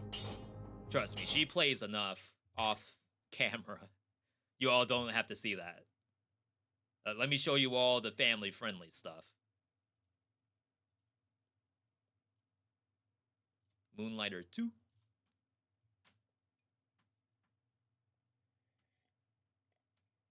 Someone asked about my cat. Yeah, that's a real cat back there. He just walked. That was a question from, like, a while ago. My bad, I missed it. That is indeed Buster.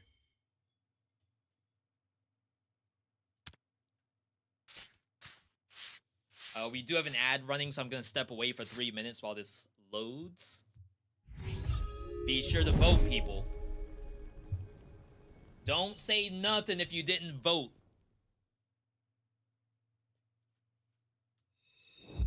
I'll be right back.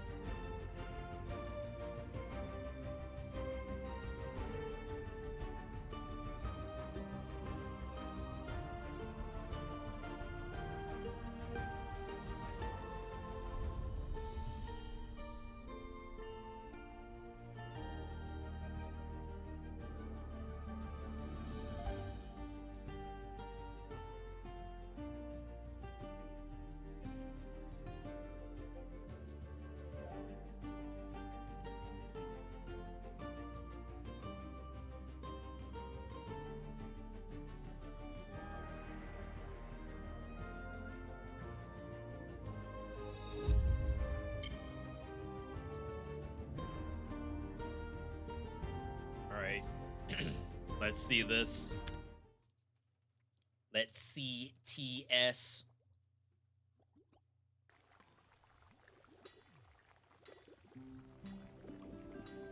Like I said already, day one of this game actually was kind of fun.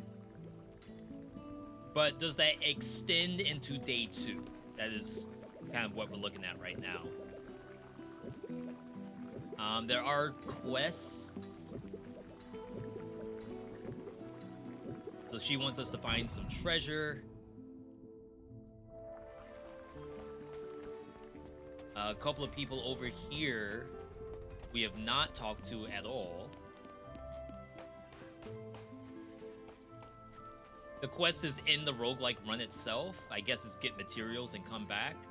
This NPC was not available in the demo. New drip, I assume. Interiorism? With my wares, you'll be able to make customers feel more important. Oh, this was actually something that I felt like was lacking in the game. Not just buying furniture, but like furniture should do stuff. Relics in the display case sell for more. Does that mean I have this? Why does it have a check mark? Guarantees a rare perk. Everything's like really expensive.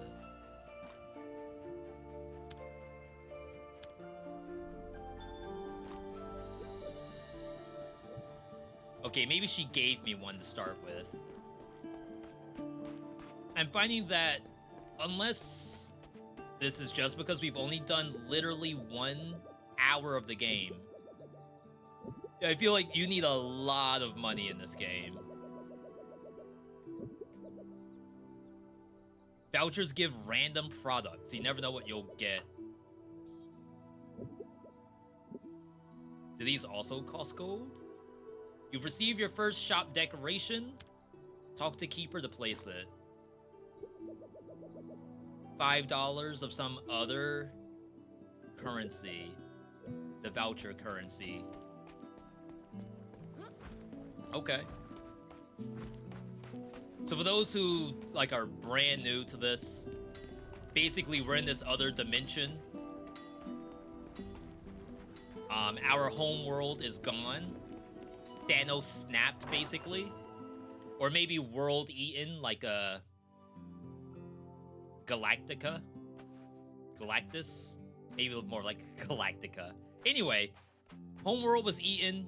We're now in a new dimension. We gotta make money, because nothing says the world is as it is except me still having to pay rent.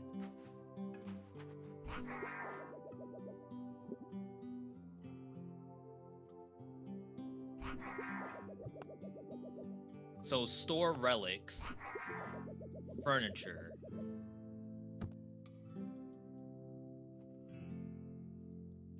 Maybe the check mark was just, I could make this thing, but not yet.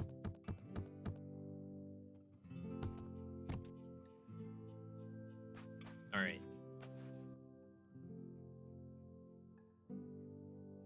No event scheduled today. So there's daily events. Another game I played, Cardboard Kings, had something similar to that, which was actually very cool. I still think Cardboard Kings is my favorite iteration of, like, TCG Card Shop Simulator. Of course, Card Shop Sim got more success. But it wasn't the Cardboard King's fault. It's just, like, the virality of it. It's hard to get viral on games with passion, I suppose.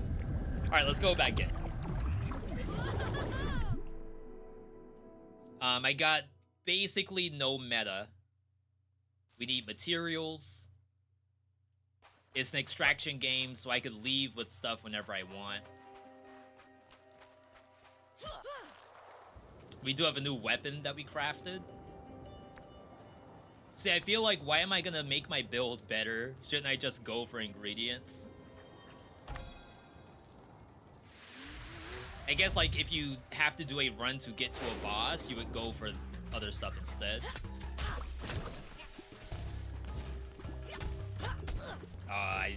I pressed square.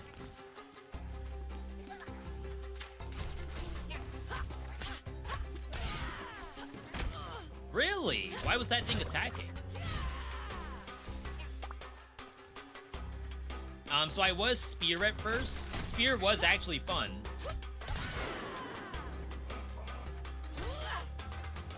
You know, this thing's supposed to give me a damage bonus whenever I do the spin. But not gonna lie, I have no idea if I have the damage bonus. 24?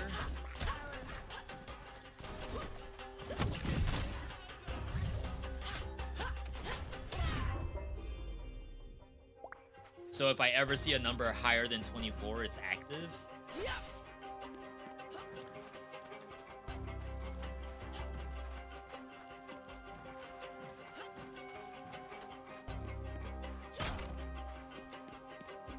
And I still feel like you don't need to break stuff.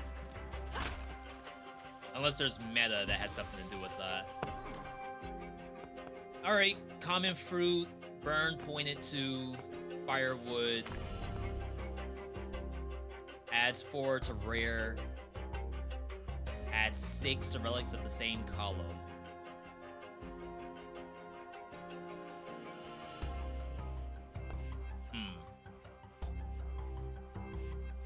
Well, this won't proc immediately.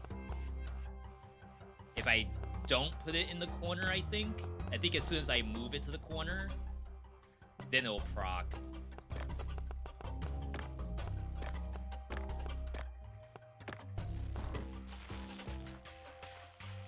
And I do think that part of the game's actually fun. It'll be more fun than once we find, like, new stuff. But right now, it's not bad.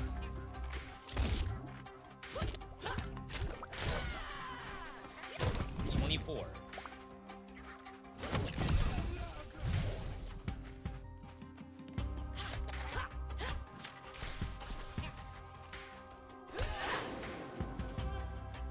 Not much for hit, stun on monsters.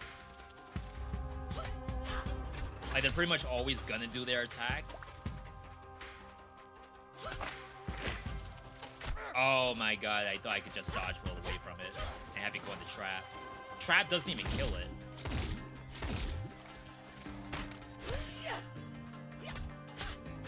Alright, we have to reread this weapon.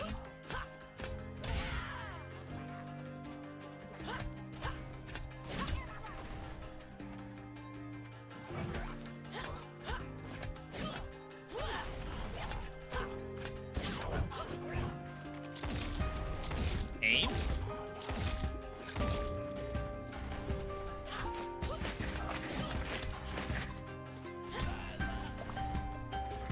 I feel like hitting plants to fire out shrapnel at enemies is a little weird.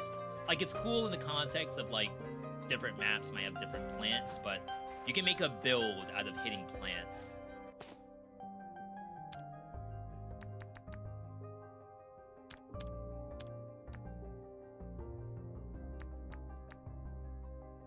Balanced weapon.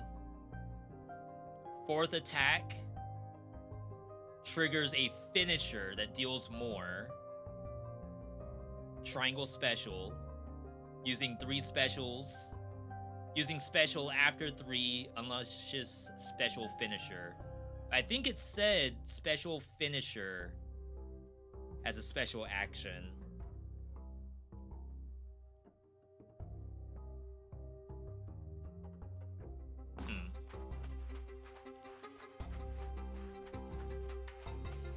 Maybe there's blacksmith hammers. And we'll see some upgraded version of that. So this is rare. And then burn.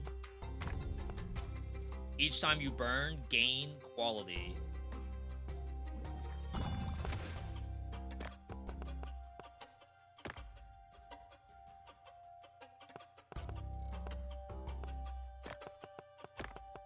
I don't know if you get like a double burn with this, I think you want to wait and see what pops up.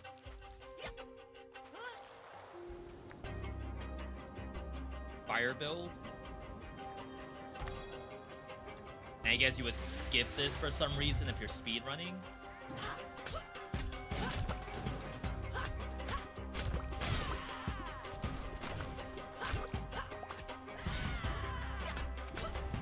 Yeah, the characters don't really step when they attack. Which isn't a deal breaker. It's just a stylistic choice, I think.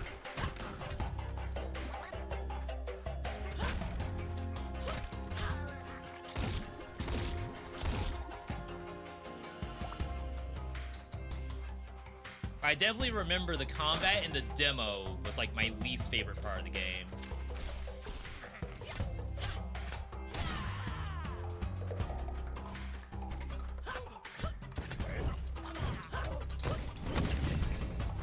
Oh, did it automatically target this? Like it tries to target the closest good obstacle, whether it be a wall or a hole. Any damage you deal is increased. After defeating the enemy, get more damage. Attacks deal more and do burn. It's pretty basic. We've seen that in most games. But then does the roguelike have like one burn do X? Burning enemies explode when they die. Burning enemies drop grenades.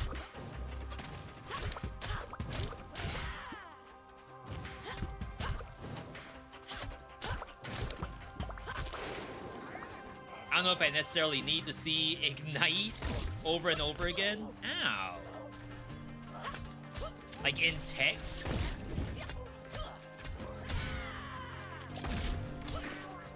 It's pretty strong.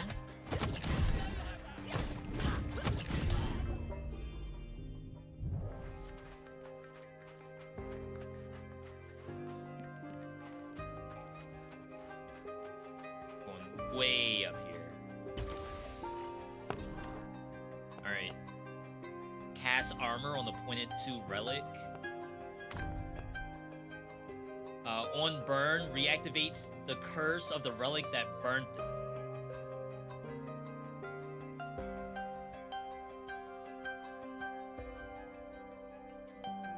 It's kind of interesting. But if it's being pointed to and getting burned, isn't it just gonna die?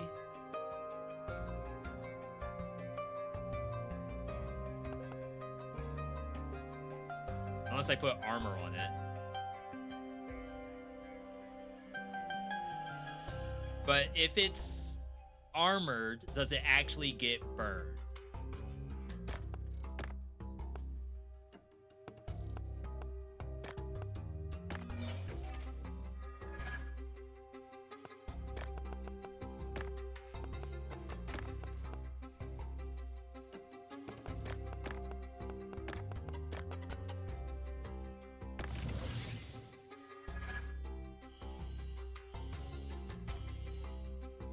Okay.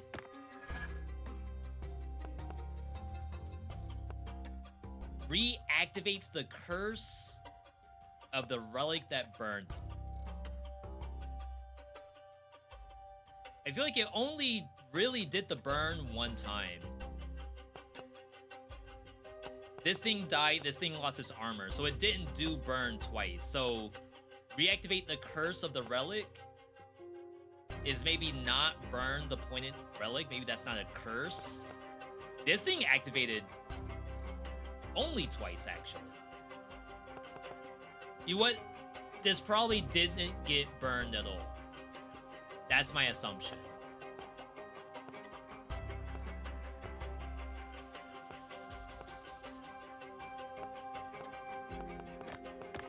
I cannot move this.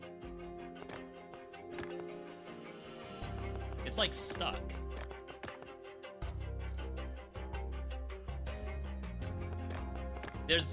no reason for that to be stuck, I believe.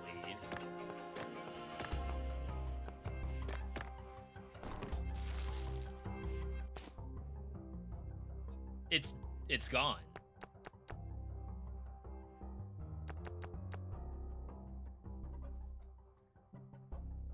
Chat, what did I just see?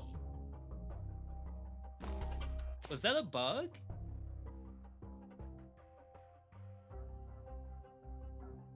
And why would it be gone if it was armored? Because I don't think it technically burned. I think the armor protected it. So the effect only activated the one time. Is there an in-game feedback thing? I guess I'll try this.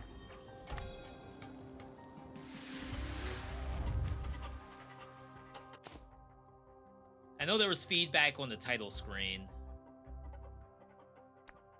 I don't think there is. Yeah, the Slay the Spire map in this is actually, it's pretty good. There's still some instances of, like, there's actually no choice in here. Like, I could realistically only go to either fight enemy or fight enemy. And then still go to the same place after.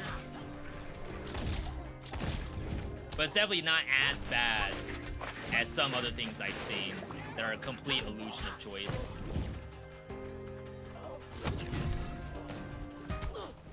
Unlucky.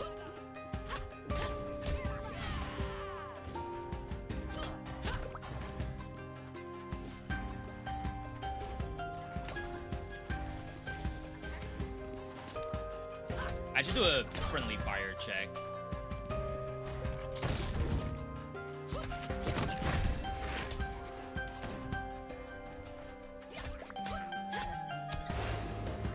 More?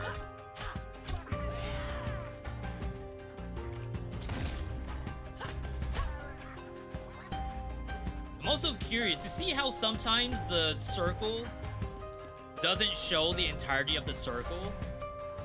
I kind of wonder if I would still get hit if I'm like above on the slope, but you can't like really see it that well. I assume you probably would get hurt. I don't know how rage-inducing that is. Sometimes, like, if I report it or not is how rage-inducing was the issue. All relics have +2 quality. See, this is the spike thing, which is from the little plants. Cast double the spikes, but their damage is reduced. Your special inflicts foam. 3 seconds after an enemy gets foam, it explodes. Probably don't need that, right? I mean, for bosses, it would be good, but do we actually reach the boss?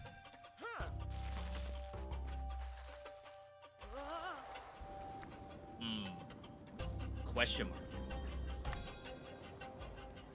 I think question mark is... Oh no, this is new content. I was gonna say it's a mini boss. What am I seeing? A living person. You also collect what the dead left behind. Sure you do. How are things, my fellow looter? Let me favor your path. Oh, snap, legendary perks. This, any indie devs out there, if you're worried, okay, so your player just did its first run. They're gonna go into the next run. How do you keep the next run from being boring?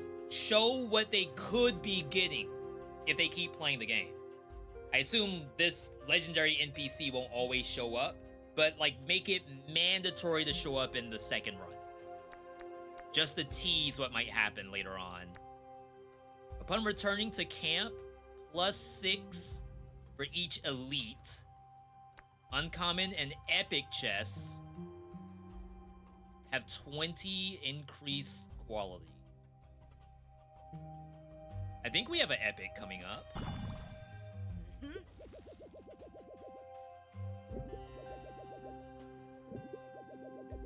Good luck, buddy. I guess I don't know if it's an uncommon chest. Are all chests uncommon? I should probably go down here, right? Question mark versus whatever the certificate looking thing is. I do have a health pot, but I don't know how much I heal for. Yo, the foam proc.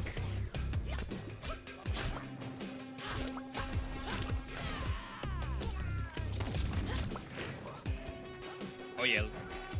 Let me show you all how strong these are.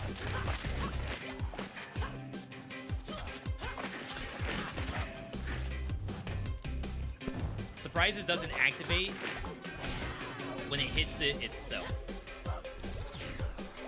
Or if it like disables the trap, that'd be interesting. But like I said, there's actual spike builds. You don't necessarily want these to get disabled.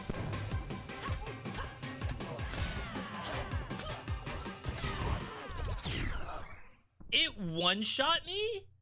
Well, not one-shot. I had half HP and it killed me in one hit. Death in combat. When defeated, relics lose half their value. You can decide whether to try again or lose them. Oh, try again and lose them. Or return to Tresna to sell.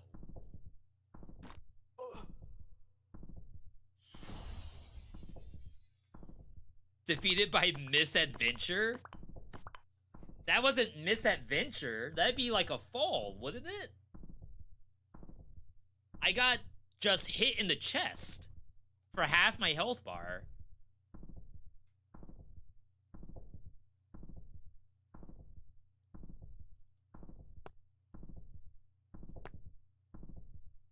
So this has you to redo the entire dungeon?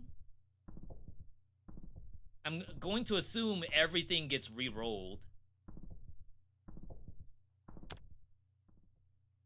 It'd be kind of weird if it's like, it's the same dungeon, just don't die in the same spot. And all the relics are the same. No, it's not. Those are different perks. Okay, I do see uncommon chest.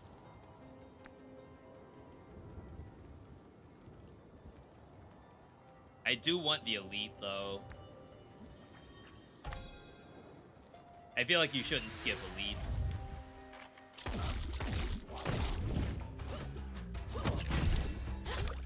Huh. I wonder if they patched the R2 button to auto-target something close. Let's check real quick if there was like a day one patch for this. I think the game is in positive, right? This ain't a mixed situation. No way. Let's check out Hyperlight Breaker real quick while we're thinking about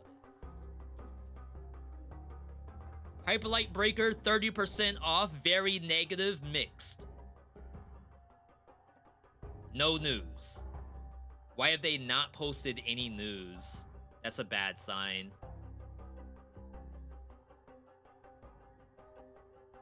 Hyper Heartbreaker? I mean, for all we know, they're still gonna release in 1.0 with changes. But it's up to them to tell us that.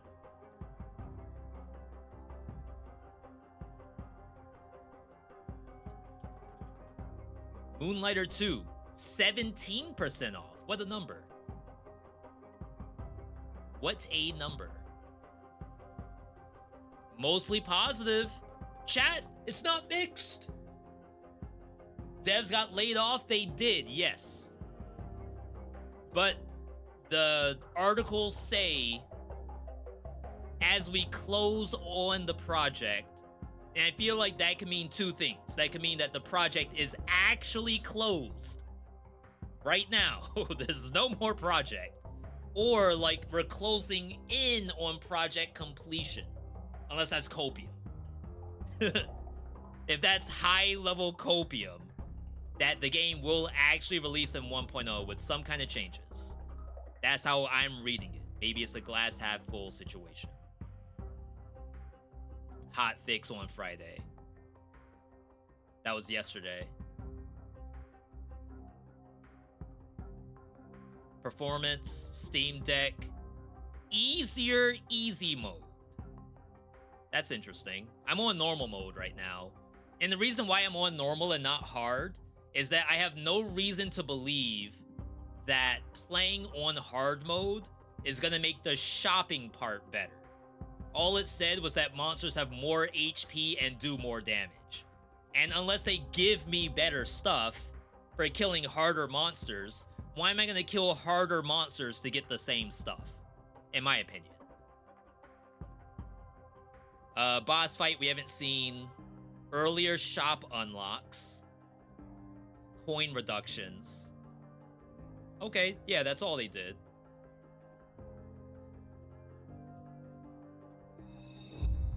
So I don't know if there's anything else. Possibly not. Okay, okay.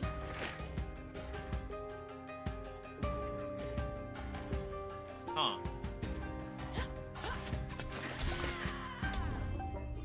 I went to do that on the monster. Seems the auto-targeting is quite strict.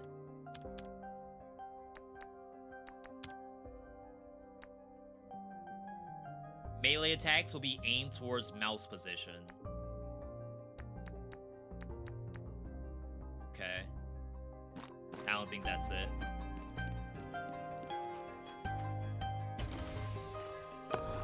Yeah, like, don't get me wrong, I do feel for any devs that get laid off from any project they're on.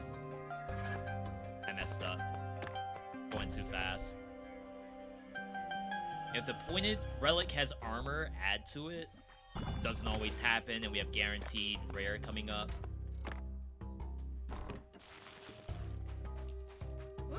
I just do think issues with Hyperlight Breaker specifically were avoidable.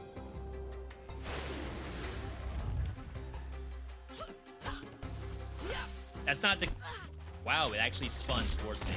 That's not to cast blame on dev teams for like, oh, this game, like, we know it's not gonna hit sales. But there was some low-hanging fruit that should have never made it past early access release.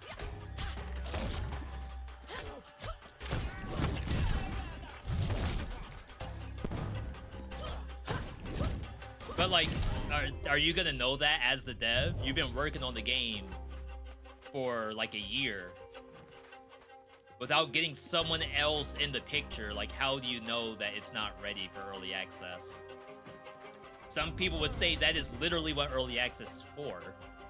After defeating an enemy, get a bunch of damage. Your attack deals a bunch of damage and ignites. I like that. What controller am I using? I'm using PS5 DualSense. So it is giving me PlayStation controls, which is nice. Kudos to the devs for that one. Devs, if you're out there, give the player the option to choose what controller look they want. You can do it automatically still, but some people would still change it. Who dares cross the path of warriors? He seems so soft and equipable. He seems weak. Can we test the honor of this merchant, please? Please. Choose your challenge. Oh wow, this is cool. It's almost like a curse. Like a chaos boon. For the next 3 encounters, don't use your gun and then increase gun ammo. Take 5 plus 5 damage on every hit you take, and then get more attack damage. Defeat all enemies within 60 seconds, and then get attack speed.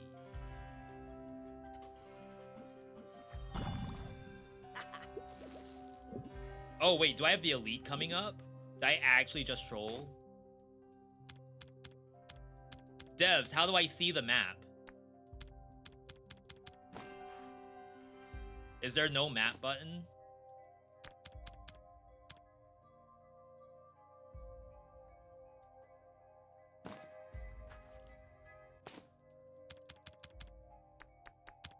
See, that's a little thing.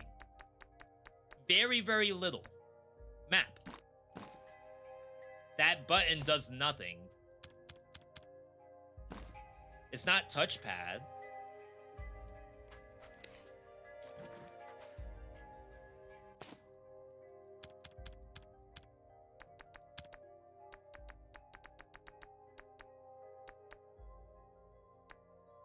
This is the same button. Let's try reassigning it.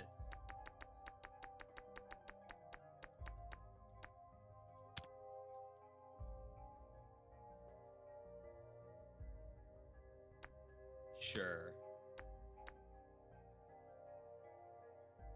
That's not what that is. Still doesn't do anything. I don't think you can see the map. The biome map, that is. Like, I want to see this so I know that the next encounter is going to be longer than 1 minute.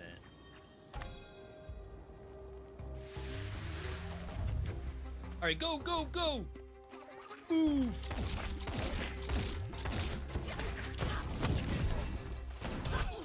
Take damage. It's fine.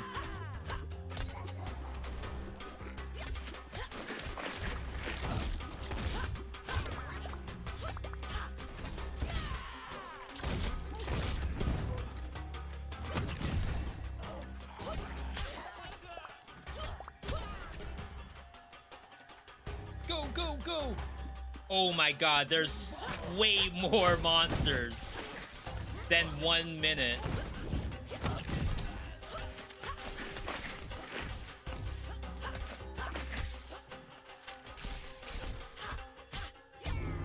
Holy crap.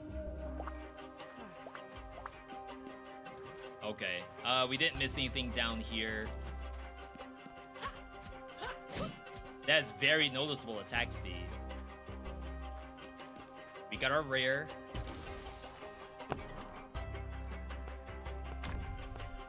Corner burns relics in the same row. Gain for each burn. If burned, add 6 to the same row. It's pretty strong.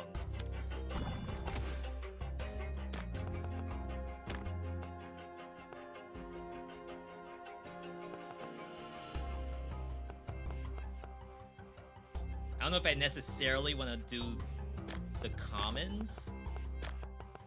So I don't think we want to burn that immediately. But basically, you put things down here to increase their quality and then pop this on this.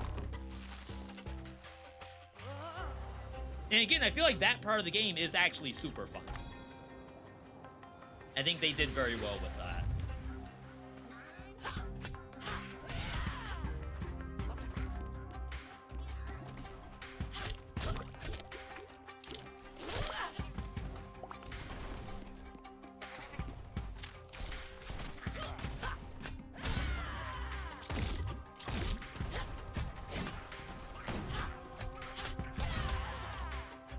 Burn OP.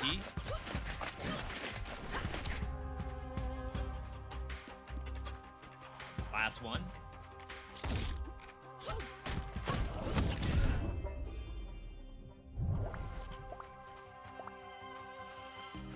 Would be kind of cool to have like shoot across to activate bridges kind of mechanics. Because your ammo is a resource that's not infinite. You have to do combat to get it back.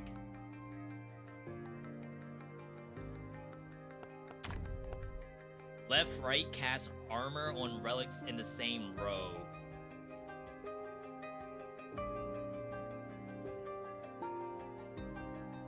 Probably have to. But technically, we don't want this thing to have armor because I think that breaks the mechanic.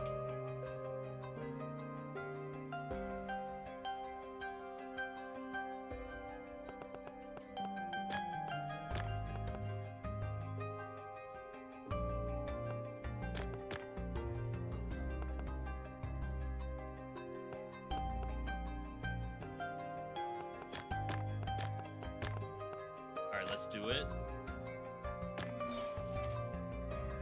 A little bit of armor roll.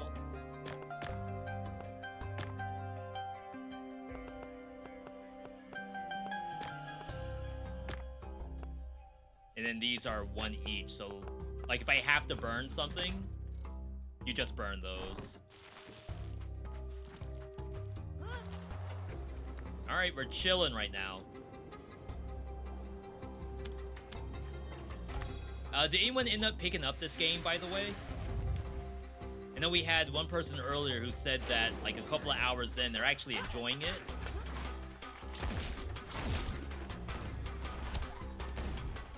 Oh my god, I didn't see the corner.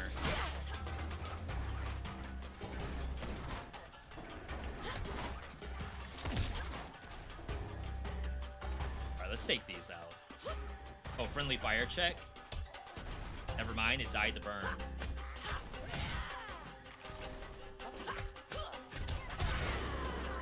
Been watching people play this, and I can safely say I'm waiting for it to go on sale.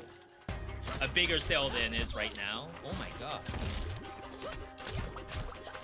I have to heal, I think? So healing is 20.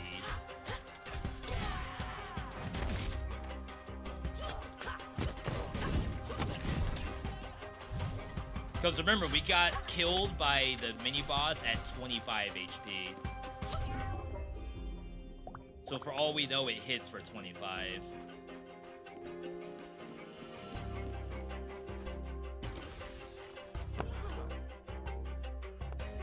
Cast armor. If this has armor, add to it.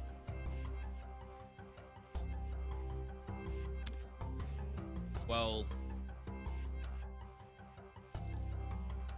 yeah, I guess we have to do this.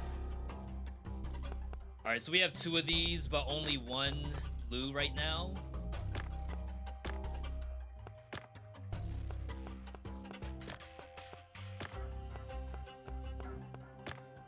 We have to start burning stuff soon.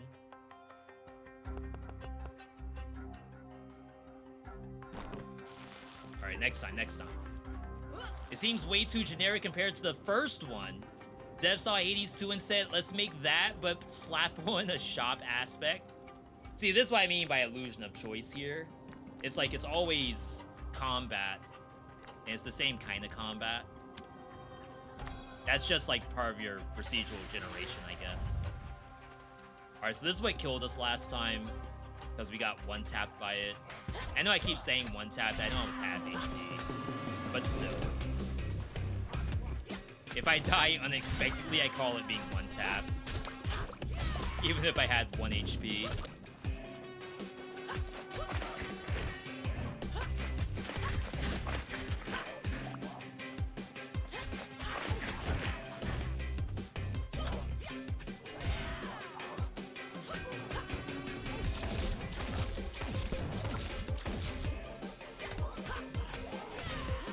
Oh, it's enraged? It's kind of what that seemed like.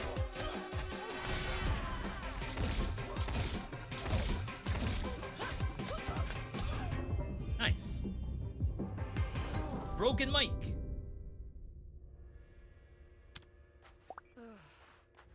Yo, that's the Logitech right there. Chat. They got your mic in this game.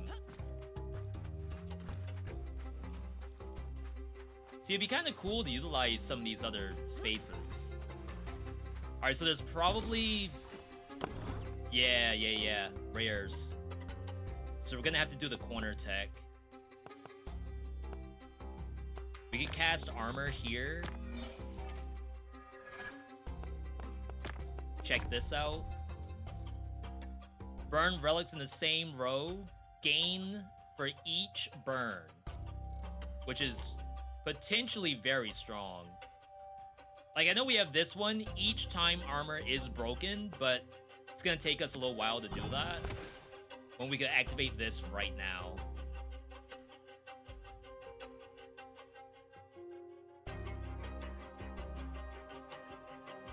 So, I think it's this.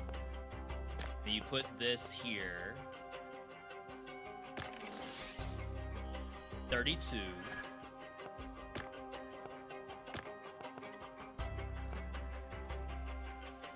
And then we have to put these in the corners. Actually, I should wait, because I don't know if the next chest is also rare. It is. So, a little baby misplay just then. Gain 4 for each armored relic. Whenever a relic gets quality, it's doubled. Does it count itself?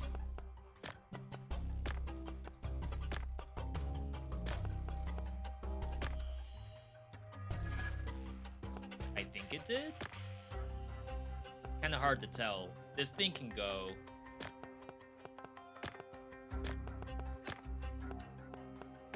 Even though it's an armor unit, I think we can do better. And then the last thing here, Scarab Bastion, take no damage the first 2 times the boss hits you. A recipe? What do you mean a recipe? So again, like as an extraction game, the idea that instead of Hades, where you just do a run and then that's it, and you basically get money out of doing the run, you could make it more on the extraction piece, where, okay, we're gonna bring back relics, and we're gonna bring back currency to make something to go into the next extraction. And in some ways, like, make the extraction somehow harder, and you're running the risk of losing your stuff. Like, everyone loves extractions right now. How many people are on Arc Raiders? I might have people in the chat right now playing Arc Raiders as we speak. You could do that. Tarkov just hit 1.0. I don't know who's playing Tarkov. But you don't have to just be a roguelite with a pick 3 and a shop. You can make it even more unique.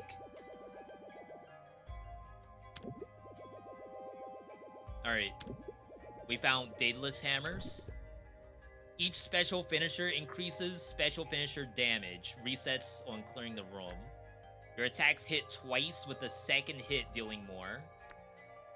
Attack finisher does double damage.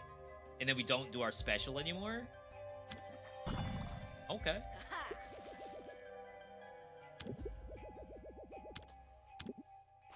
I want to play Arc Raiders, but I get bad motion sickness with third person. I wouldn't mind playing it. Like, I really like the environments. And it reminds me a little bit more of Dying Light, which makes me wish like we simply had a Dying Light extraction game. Kind of wish if the relics affect the character in some way, like add a buff or debuff on rarity. So you mean like the stuff I'm carrying? Like these things. For example, this might be increase attack speed. So you don't want to burn it. Or you don't want to... Well, maybe you could armor it, but you don't want to lose it. Or it could be like, if you burn this, gain +1 attack or something. Or gain max HP. So you might want to keep it because it actually will give you money. But you might want to actually burn it because you might want max HP. So that gives some dichotomy, right? Big word. Oh yeah, we aren't doing special anymore.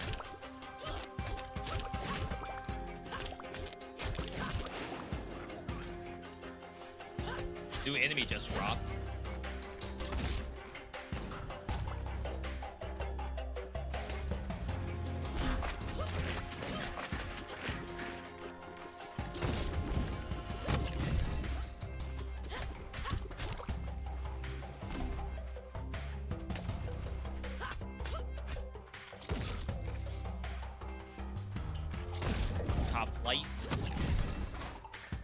Yeah, for some reason the trap only does a full trap if the monster is in stun state. I don't exactly know why. Like, why does it not always do that?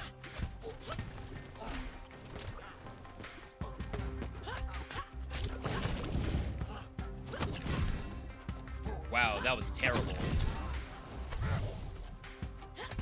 I took 11 damage from that. I had a hilarious thought to RP a guy that does karaoke continuously while playing Arc Raiders. Reminds me a little bit of PUBG back in the day.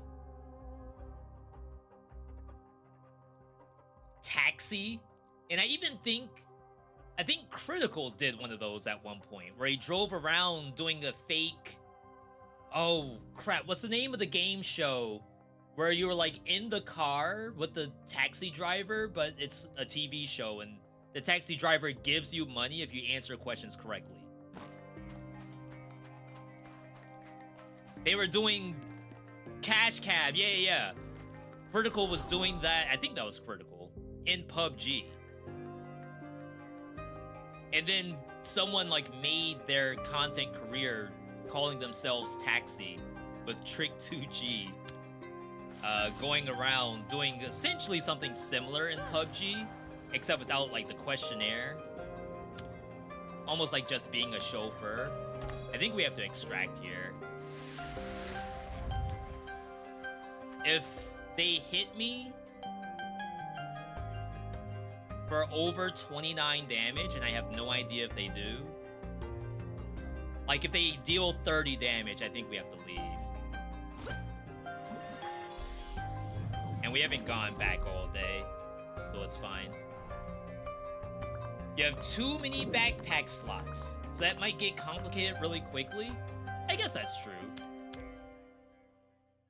I guess for the most part, it's like you're trying to blend together the roguelike with extraction with the shop management with a little bit of backpack hero. And how much of those do you want to blend in together? There may be a limit. But I don't know, I feel like start off big and then cut features along the way. Maybe that's not right either. Look, Pops, it's that guy. Oh boy, what a coincidence.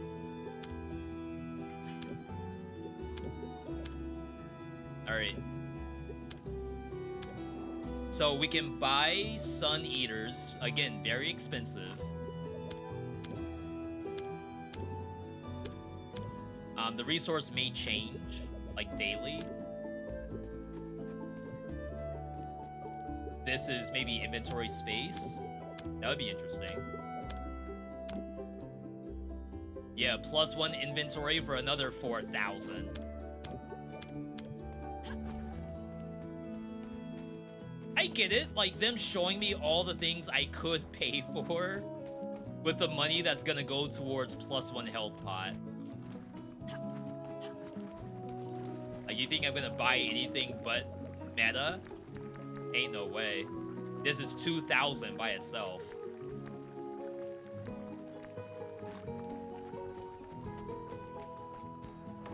Alright, chat. Time to make some money. Rise and grind.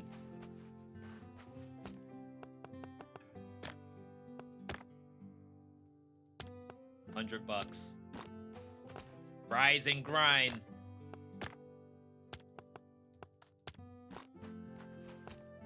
Getting mad money today. 70. 60's the sweet spot here. Let's check out this one.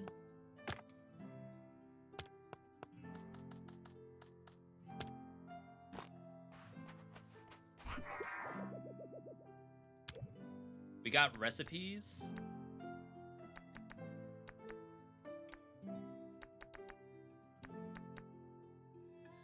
Can't do anything with decorations yet.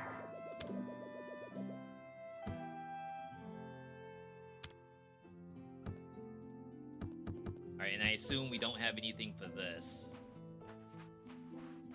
Alright. You all haven't seen this part at all. This is the other part of the game. Where people act like they don't have money. When you know that's the Louis V jacket.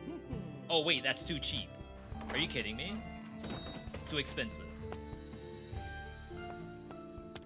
50. Too cheap.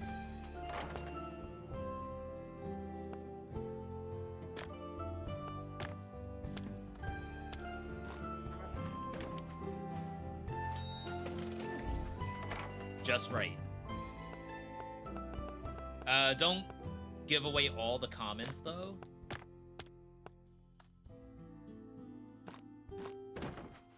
Let's bump this up. 150.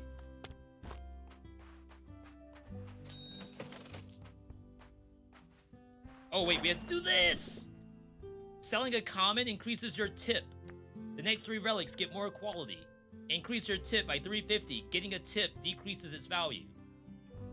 So to get a tip, you have to undersell, I believe.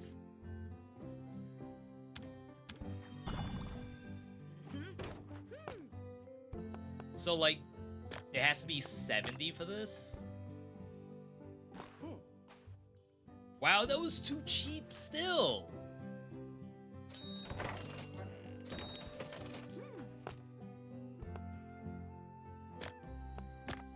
Running out of stuff. 180.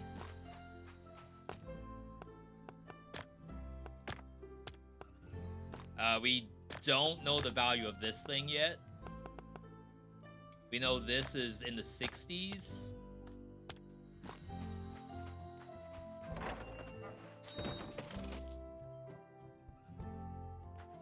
We're gonna get one more perk. Oh my god, I'm just giving the stuff away. Increase your tip. Rares sell for 20% more, but selling one spawns a stain. I have like nothing left. I have one uncommon.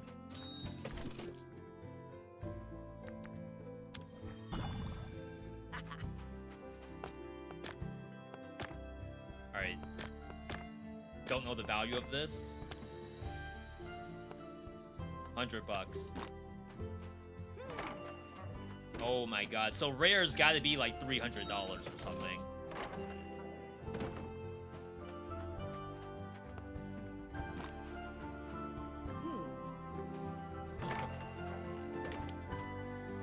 My first $2,000. Yo, I really underbid today. Oops. They nerfed this. This used to require only 10k. I mean, this used to require 10k, now it only costs 7k.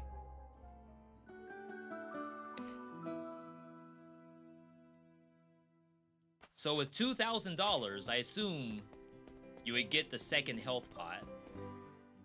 However, maybe there's a scenario where you pick up the next decoration.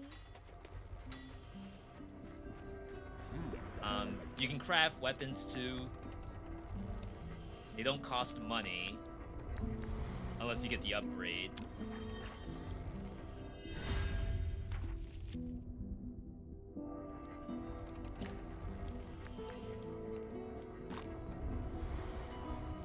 Quick tutorial. The large sword is definitely the strongest weapon. Each strike is devastating. The higher the sharpness, Monster Hunter, the more damage. Each attack is very strong, but reduces sharpness. Special attack is weak, but gives you +1 sharpness. It is actually Monster Hunter.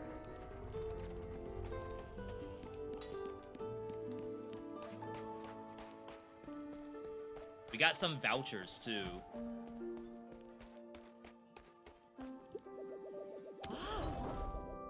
Trophies.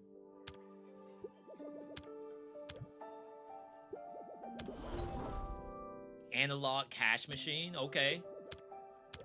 That's gonna make us more bank.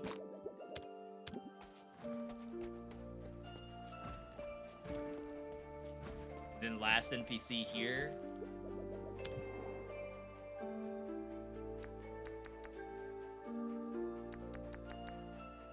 Merchant flag. Relics on this carpet are bought before those on other carpets. It's pretty interesting. Kind of foreshadowing with different tech you could be doing with multiple carpets. All right, chat, we have an ad coming up. Quick 3-minute break. Come back, buy the health pot. Go back in. Fight the boss, maybe. Assuming that 2 health pots is enough to get there. Otherwise, don't go anywhere. We will be back in just a bit.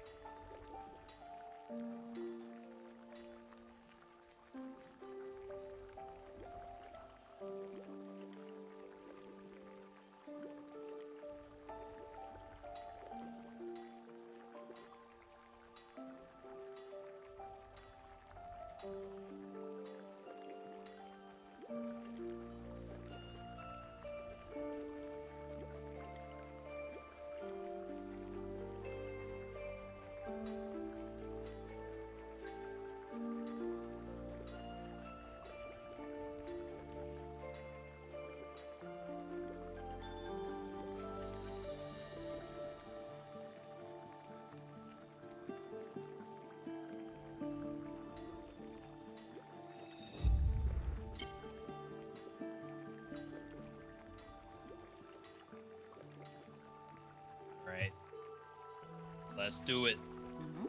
Do it up. 2,000 bucks gone just like that. Not even enough for a 4090.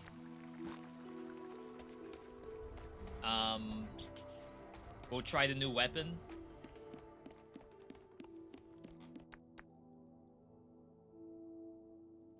There's a quest log. Oh, it looks like I did both.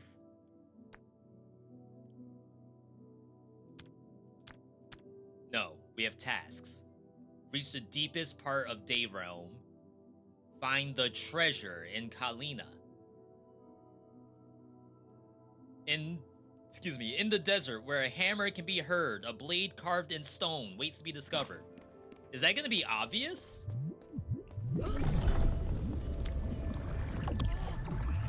Like, what are the chances I've passed that multiple times? A blade carved in stone? Shouldn't be too hard to notice that.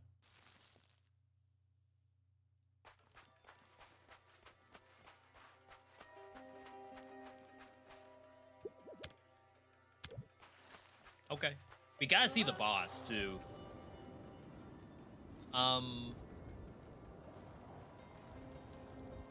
Foam build. Triple foam coming up. I would usually always go for the rare treasure.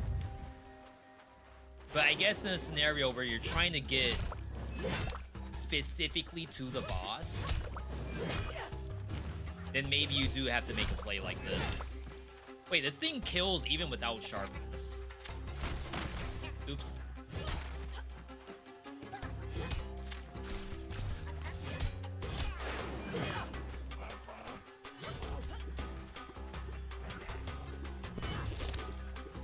Oh, does it only give you one stack regardless of how many enemies you hit?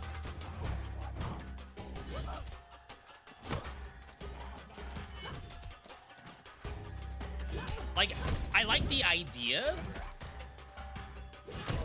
I think it may be a little bit overbalanced. Like, that could have been so sick. Yo, Bird, good to see you. Bird, I was just talking about you earlier.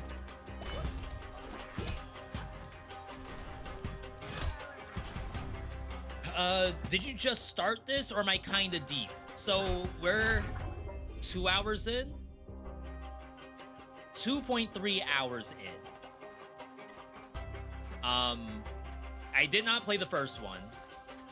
Most people have told me that I do not need to play the first one.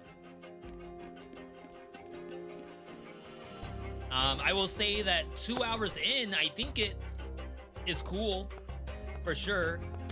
I can't speak on the price because it's a key provided by situation. Each time you burn, this relic adds 2 to adjacent. When burned, do 2 to all. And we have not gotten these before.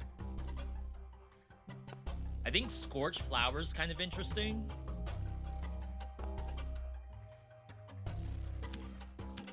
Because they can start activating immediately. Alright. Having V on the other screen helps with these Dead Cells runs. Yeah, and I feel like I'm a problem solver. You happen to come up with something that makes no sense. Surely it's come up before. But yeah, like, I think the game actually has some cool ideas in it. I had one person in chat earlier say they don't want to just play Hades with a little bit of resource management tacked onto it, or backpack management tacked on, but no reason. And that's fine. I get the sentiment. And it's early access day 1. My hope is that it just gets even better than this. I've already said a couple things that I would like to see. Materials have a chance to drop in pairs. Spikes can rebound. Gun does more, inflicts foam. Why am I getting non-foam perks? Is foam just guaranteed to show up in one out of the 3? And the other can be random?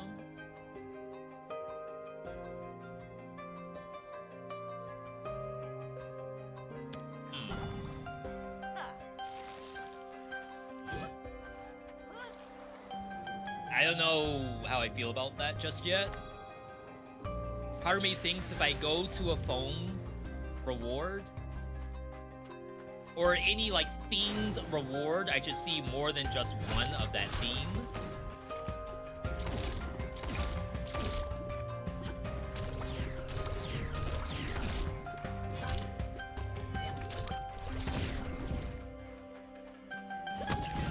Double rewards from enemies, I assume, seems worthless. Because, like, what am I going to do with more slime jelly? I already am not using it. Now that I got the potion. But we'll see. Like, there, again, as an extraction game, perhaps you will be using those materials to make something to take into a run. And if that's the case, then yeah, double material sounds incredible. But we don't know if that's the case. Burn and gain quality. Add armor. No, add quality to armored relics. We're gonna have to start burning stuff. But we don't need to just yet. We can chill.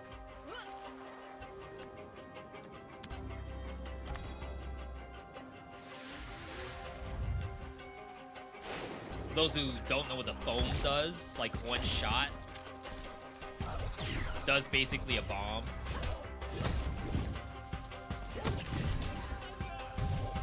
$30 damage bomb. Dang, I did not think I was gonna be hitting that. It's all good.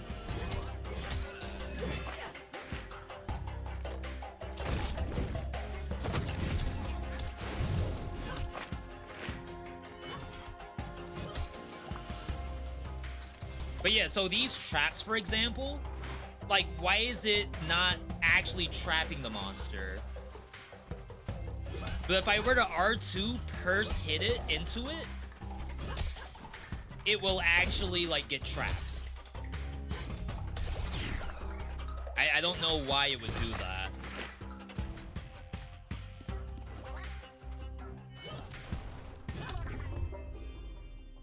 You could say, oh, the monster's not stunned, so when it goes into it, it can walk out. But, like, the trap itself functions differently if the monster is stunned or not.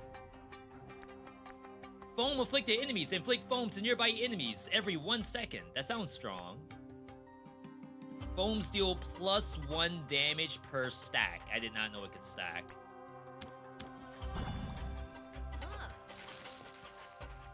But, like, I can shoot one slime and it just transfers to every other slime.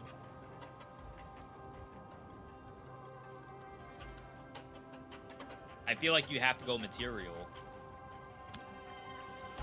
As much as I want to make a build to fight the boss, I feel like the whole point of the game is to get max. I'm playing the wrong game if I don't go to this choice.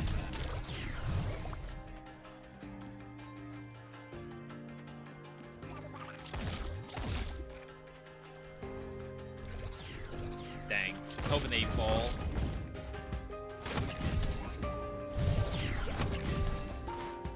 So see that? Now it's like actually trapped. Why would that function differently if the monster is like not stunned?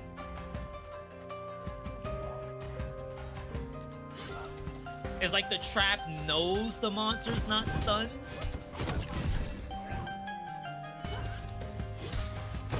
Dang, I greeted. My bad.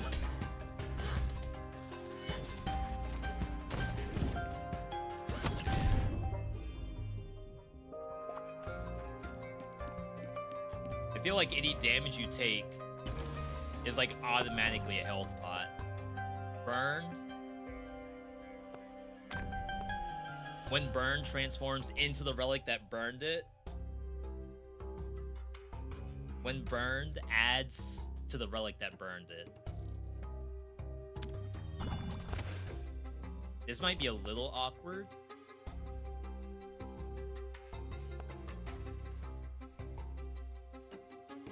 I think it points down, right?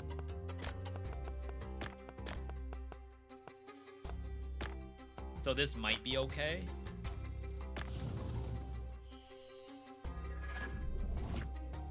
Oh, it transformed to it, but it still has the trigger already used, which isn't awful. This is 0 quality, so I think we burn it.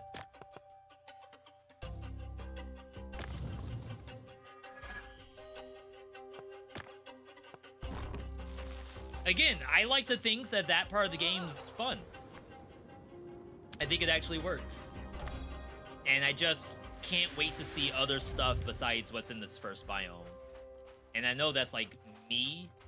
Like I have to be the one to get past the first biome. I see your loot. Defeating an enemy has a chance to increase the chest rewards. Common has 40 quality. For the next 2 rooms, rewards are doubled. What do you mean by rewards? And again, devs, why can I not look at the route? That has to be a thing. Like, next patch, that has to be a thing.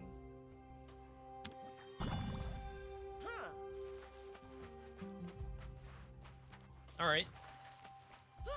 Because, like, that changes my choice. If that hammer isn't a doubled reward, and I'm only getting, like, the double from this, then I just wasted that choice. Right? If it knows to skip the hammer, then sure, it's all good. We don't even know it's in effect, because it's not showing in the left-hand side of the screen.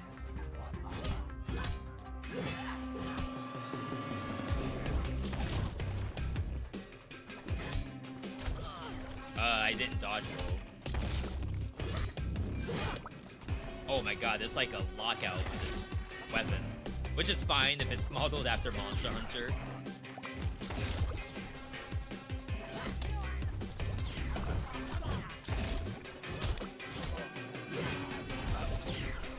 Let's do some of this.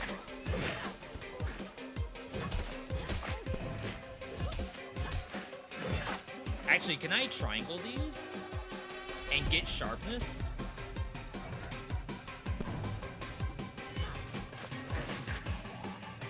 I'm never gonna know because the monster's on top of it.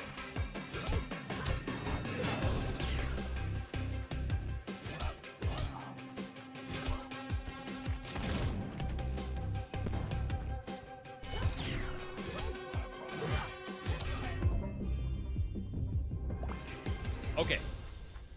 So, doubled rewards is actually +2 chest. Which is fine, like that's great. Cast armor.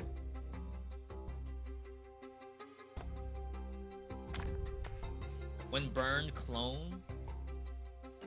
Lefty, righty.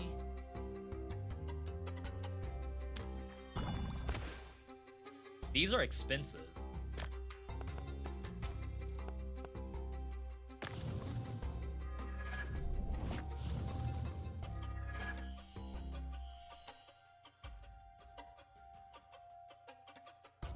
I mean, it's not exactly what I thought it was gonna do.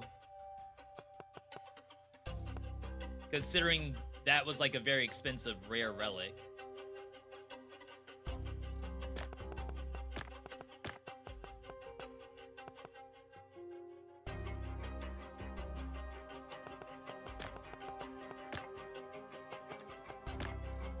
We're gonna have to start ditching some stuff.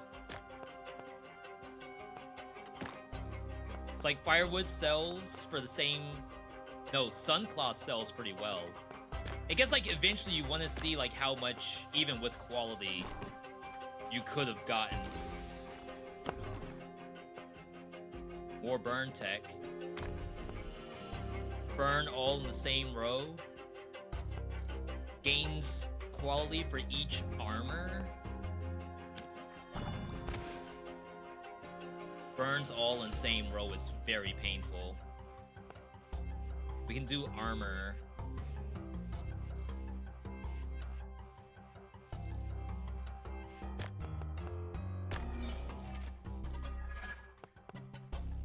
To make it so I don't necessarily lose something. Oh, this adds quality to the adjacent relics. I actually didn't know it was doing that. So that's a burn. That's a burn.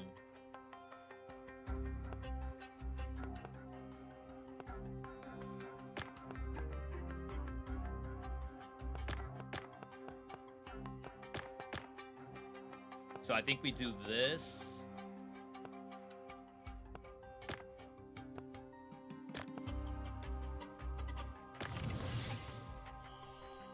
All right, big. Huge.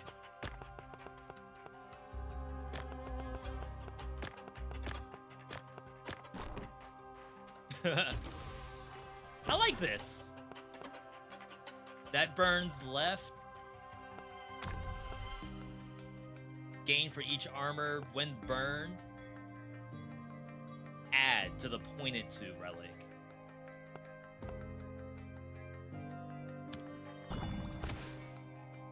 So it can't be that.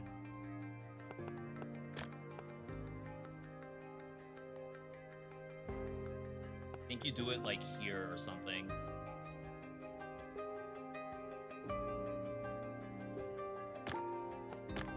But then how do I burn in that position?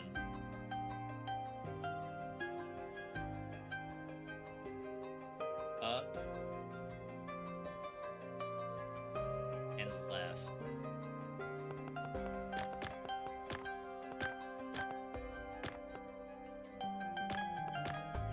Something like this, I think.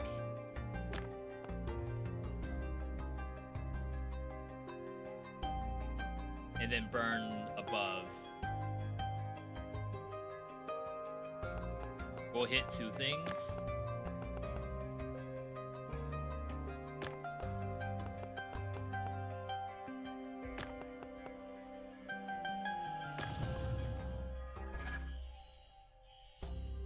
Okay. We're pogging a little bit.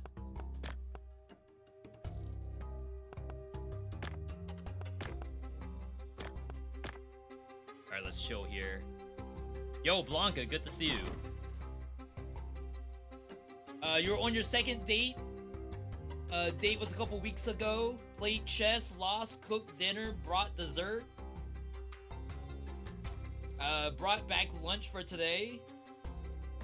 Played some Mario 3 last night. Tetris and Donkey Kong Country. How are you all playing that? Like, is that, yo, check out my PC? I have all kinds of different emulators on it. Did you bust out the, like, NES Mini?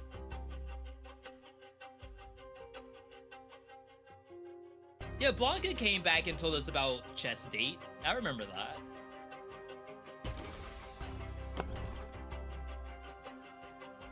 Here to chill for a bit. Yo, Blanca, hope you're having a good... Well, sounds like you're having a good time, at least. If you bring this back, add to all armored. And then, when burned, give more quality. We're gonna make the same play, but we have to do this even more differently.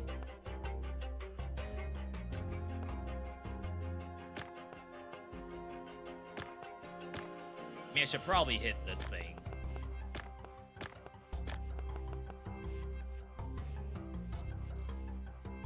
Oh,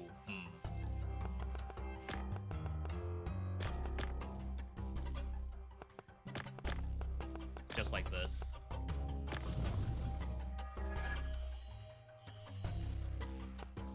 All right, clean. Let's armor all, just in case.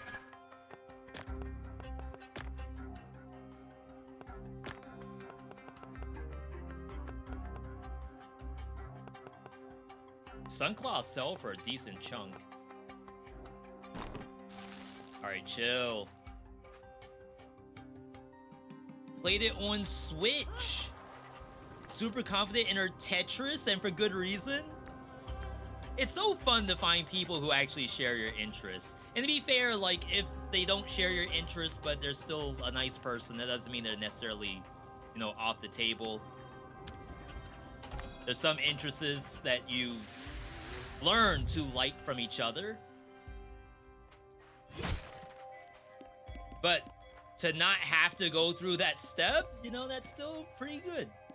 Pretty good. What is this? Challenge Rift?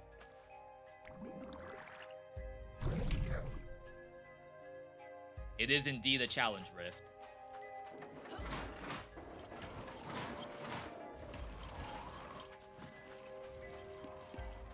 I mean, how hard could it be, right?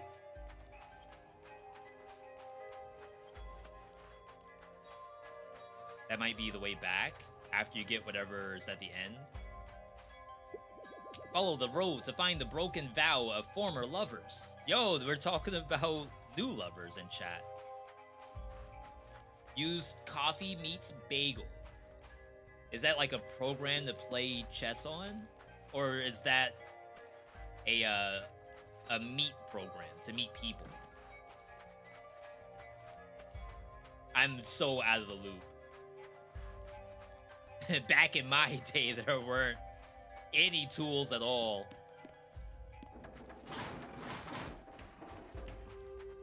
There are some tools. She promised to be his moon, his blade. He promised to be her sun, her handle. They both failed. Uh-oh. Drama. To meet people. That's legit. I feel like there's so many people who are in the same boat. It's just a matter of, like, where's that person? They might be on that app.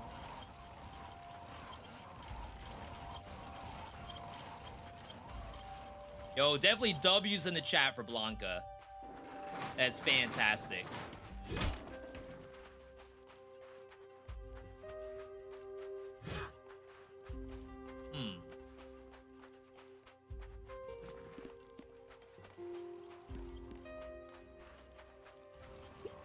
When the invader came with his music, she lost the crown and he lost his mind.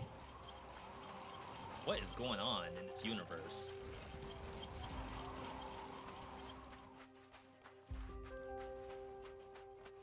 Alright, so like I said, this is probably how you get back.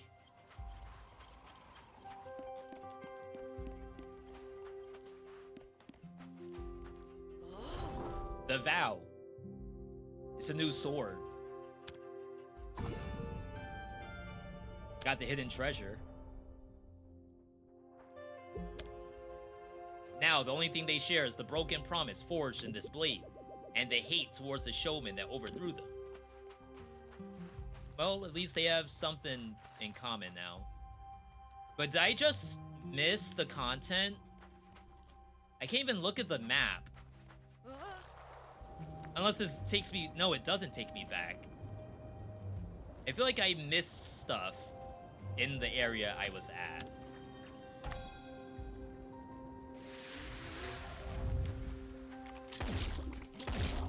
Oh well.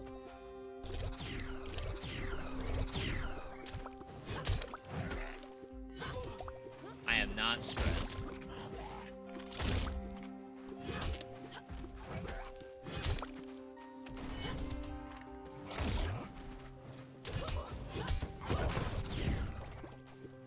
Kinda cool that I could just, like, reject the monster. Technically, I could drop foam on it. And then, like, bounce it back.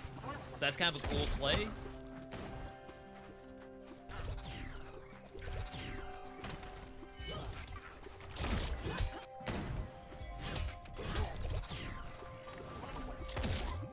Nice spin, buddy.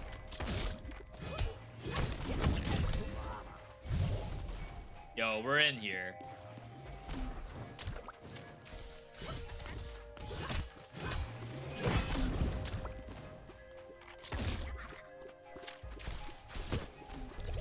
That didn't do what I thought it was gonna.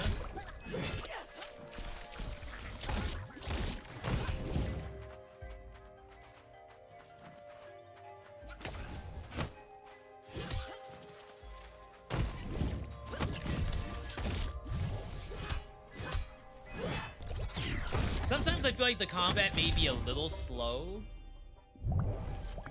I think it really depends on what you're doing in the build. So like I have some incentive to shoot the monster, and I feel like it kind of slows things down a bit. But the mark I shoot is supposed to spread, but it doesn't spread very well.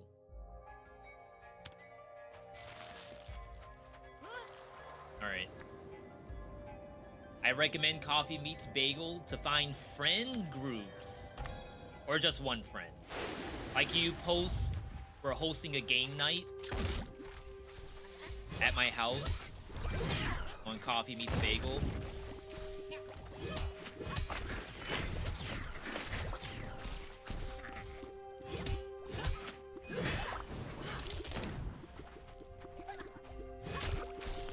Dang, I greeted.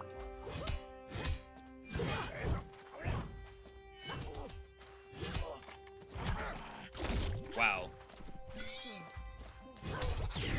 Well, that's an elite.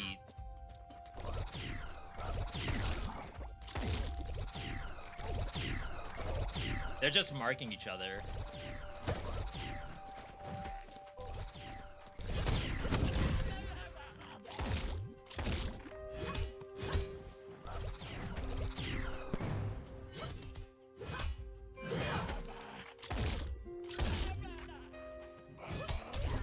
Alright. It's only for serious daters. Dating app primarily. I'm sure there's event apps. Yeah, Meetup has stuff on it sometimes, but sometimes I don't really want, like, an event. I just want to see that, oh, like, some of us are going to the skating rink tonight. If anyone likes to skate, you know, you're free to come. Each time you burn, gain. Cast armor and relics in the same row. That's actually quite strong here.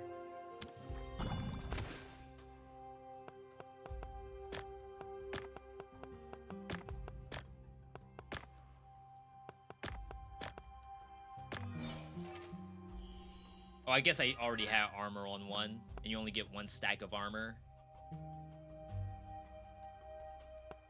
This is gonna have to... Oh, we can put it here. Oh, we could burn.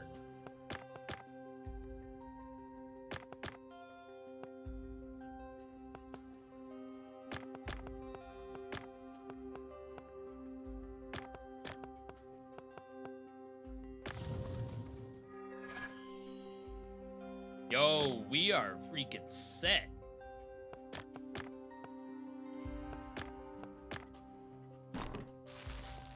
Just have to not die. Will be great.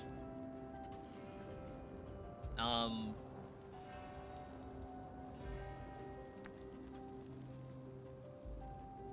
want to see what this is. I think this might be the seed effect.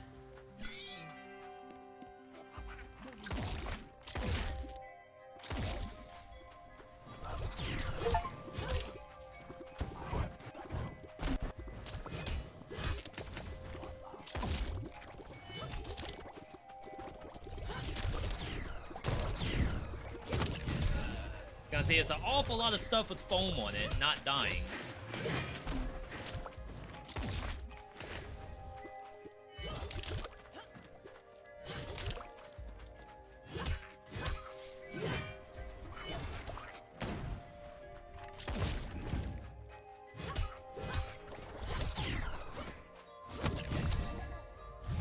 Is there more? Probably, yeah. Yeah, I'm sure it's tough to find anyone. And I can't speak because Aerolus and I have been together for so many years now. I didn't really have to look for anyone. Not everyone has it like that, I guess.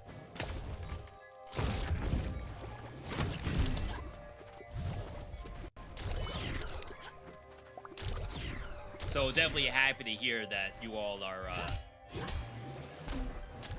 doing pretty good out there, chat. From what I understand, from what I'm being told, it's hard.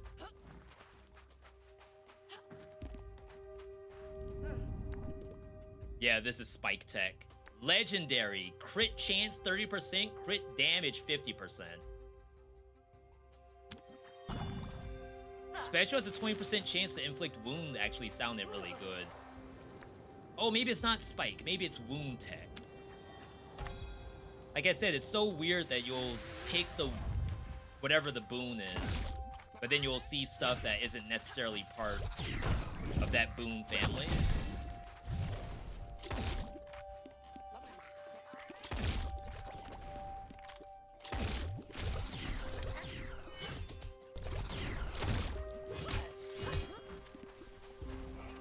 It's like I have to go all the way over here because monsters shoot you across the map.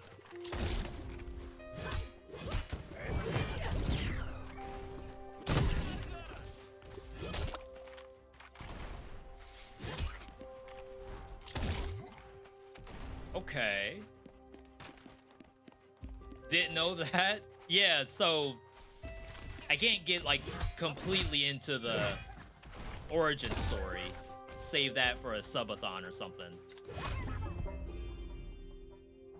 But we've been together for so many years, I can't count on one hand or two hands. Gotta start using feet to count. That's how long it's been. That's how old I am, chat. Time for bed. Yo, Trivial, have a good night. Thanks for stopping by. When burned, add to the relic. When burned, add to the all. So we'll do this. Hit something that's cheap instead of hitting something with armor, because our inventory is full anyway.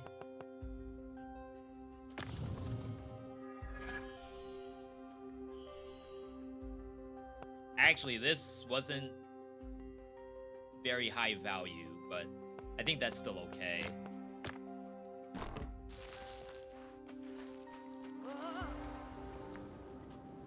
Alright, so this part, this is what kind of sucks, is that we're getting close to the boss, I have no health pots, and I could simply extract. But like, of course, if we just extract every single time, we're never gonna see any content.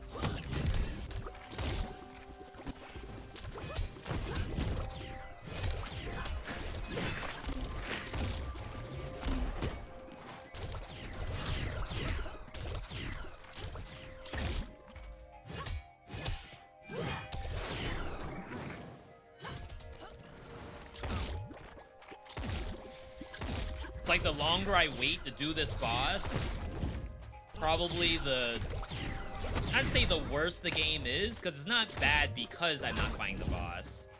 It's more so I'm quite missing out on progression the longer I sit here not doing the boss, but you just take so much damage from one hit.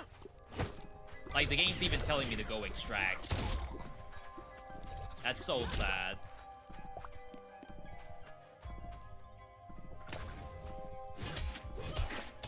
Like, the thing, oh, you all can't see, but behind the camera, like right around here, is an icon that's flashing, and it's the extract icon to tell me to leave and not fight the boss.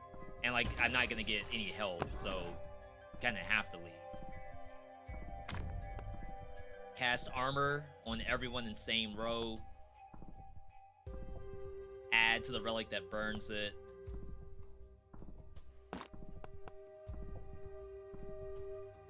We're basically leaving.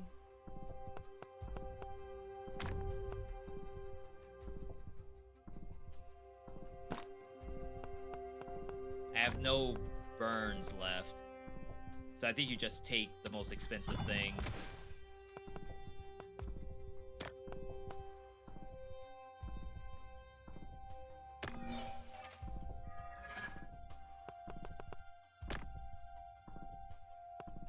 Sells for 80, sells for more than 80. Alright. I think that's it. I mean, I guess I could have gone on the seed, but I'd be a little bit worried that, oh, you can't leave when you're in a boss room or something like that. Just don't get hit, basic roguelike. For a boss we've never seen before. I may have seen it in the demo. I mean, I guess I'm okay with, like, I didn't beat the boss until the 3rd run. That's not that bad, I guess. Alright. I'm about to do a walk with weights. If not, hope you have a good night and tomorrow. Same to you, Blanca. Yeah, I might be ending it after shop segment right here. Because, like, you kind of see the basic loop of the game. And I think your enjoyment of the game is, like, you have to really like doing this beginning part. Because I'm gonna see the exact same biome. I'm gonna sell, I'm gonna get some money, and then I'm gonna see the same biome. And that's gonna continue until I beat that boss. Bloblet. A friendly Bloblet has paid you a visit. He looks like he's here to stay. You can pet the creature anytime you want. You simply cannot resist those round eyes. This feature is currently under development. Okay. But soon you'll be able to collect a variety of them, each granting different rewards. I think I remember... while you were doing the shop, you would have to clean up and then pet the dog sometimes. And every time you pet the dog, like, it had a meter that was going up. So not only was it shop management, but you had to do, like, time management. But I don't know if that's still in the game.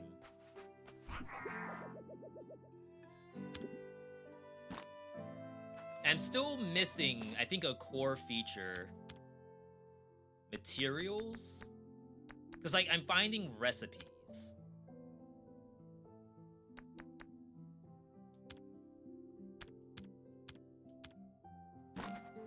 And I don't quite know where those recipes are going to show up. Trust in yourself, you're good enough to no-hit first boss. You're probably, like, if I play it safe, you're probably not wrong. But in a game like this, if I had 2 hits, just 2 hits, I would actually not mind it. 1 hit is where it gets a little bit...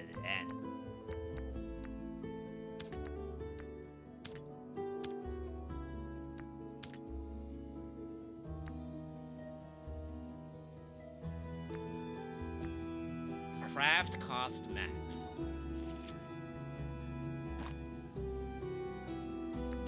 The way it's checked out, like, it really makes me think I already have this display case. We did get this. This also costs $2,000. As most things seem to cost $2,000. It's crazy. New carpet? Oh crap, we can change our cash register. But this all might be cosmetic. It's kind of cool that there's a lot of cosmetics though. Seeing this just makes me want to go back to the original Moonlighter. I bought the DLC for $1. Yeah, I mean, hey, this is early access, so you're not obligated to play until 1.0. Then you're obligated.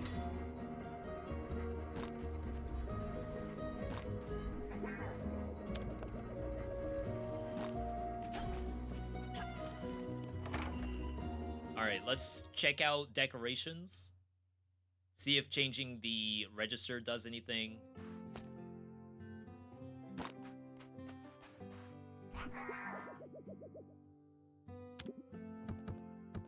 See, I can't go past these.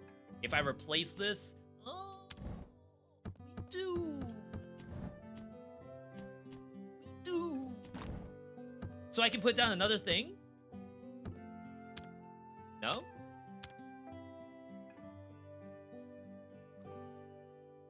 Carpet 1. Furniture 0 out of 2.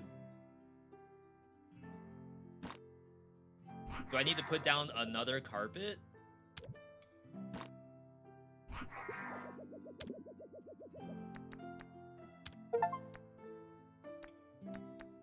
Does not seem to be the case. I think these are actually cosmetic.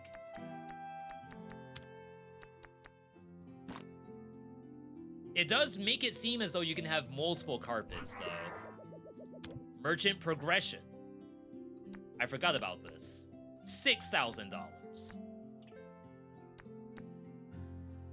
Decrease the amount of sales required for the next perk.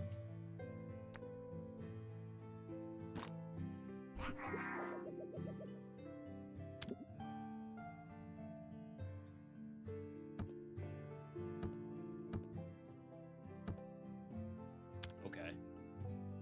I don't think I can put down another carpet.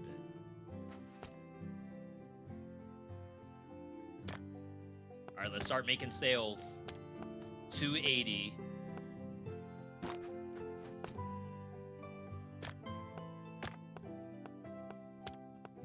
$130. This one's the Giga one. Let's actually take this off. This is cheap.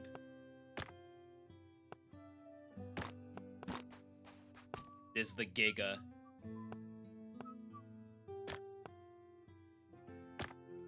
Huge quality right here. 300. Remember why I said everything costs $2,000? It's because we're not selling hard enough.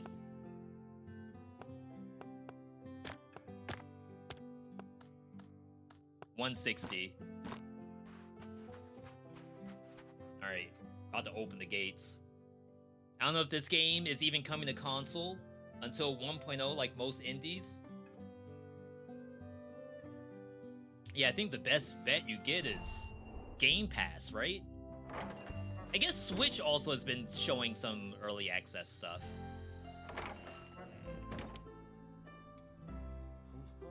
Too cheap? On what planet? 5.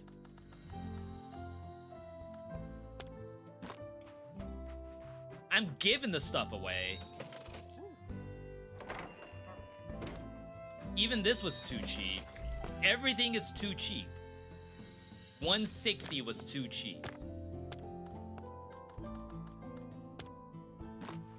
Alright, chat, we gotta start highballing. Anything green, you have to highball. So this, I'm gonna say 300 out the gate.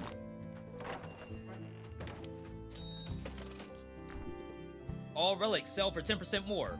Rare gets more value, uncommon less. Selling a common increases tip. I have 1 common available. Huh. It's too cheap.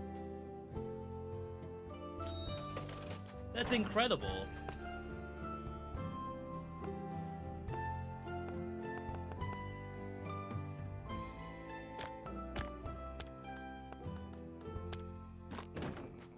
All right, this is too expensive.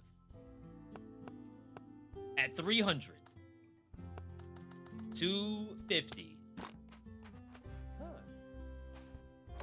No way. All right, we found something finally acceptable.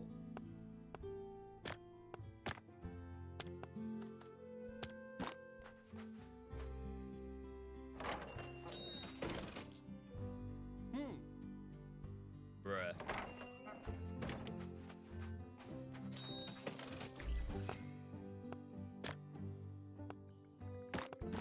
We got the perk. Next 3 relics sell for more.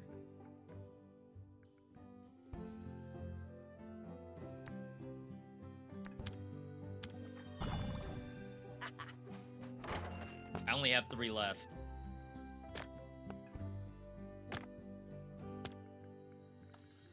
250. Chat, we're making quota today, or else. Alright, too expensive.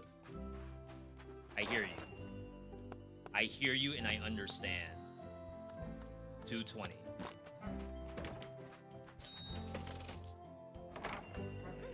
Acceptable. World premiere acceptable prices. Alright, this one was a little bit overpriced. That's okay, because the dude's good for it. We're making bank. See, like I said, this is fun. We met quota for the Tesseract. So it's gonna reveal its secrets to us.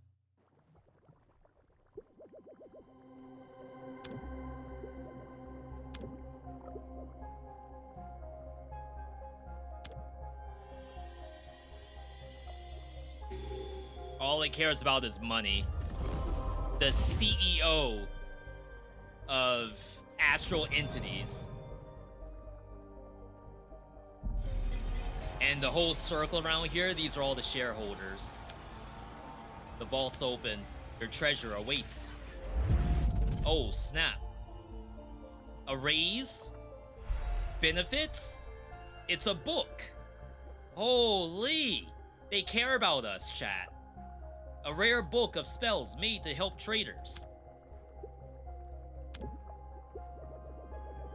It's not just any book, it's the Merchant's Grimoire. It's an ancient collection of secrets for merchants.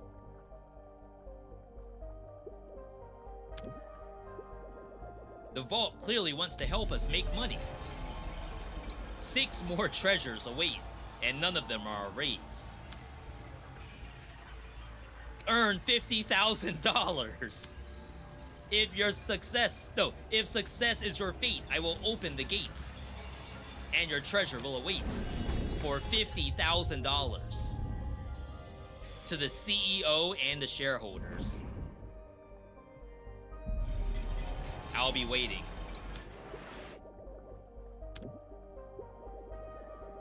Alright, let's see what the Grimoire does. Maybe, like, this is where the game starts to accelerate a little bit. So we did the first challenge of the Endless Vault.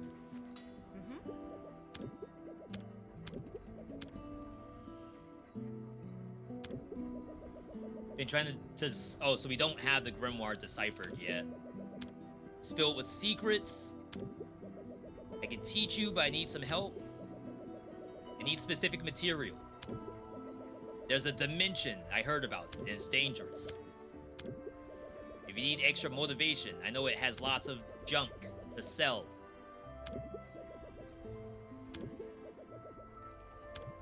The book knows what we need. Step into the dimensional portal, help Toma. So I won't do it today, I just want to see if it's showing here. Yes. We now have access to the Galleria. Exhibition wing. That sounds fun. 5 recipes. So that's like blueprints to find. Right now we have 2 out of 5 in Day Realm.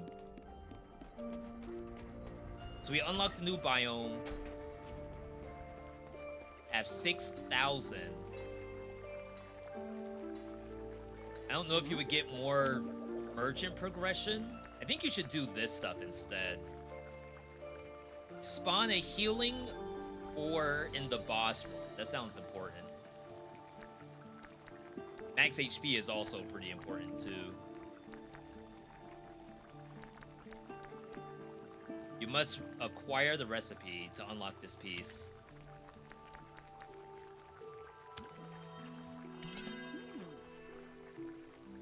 And now we're broke again. Comes and goes just that easily. I'm down. I was up and now I'm already down. Alright. Like I said, I do think this is fun.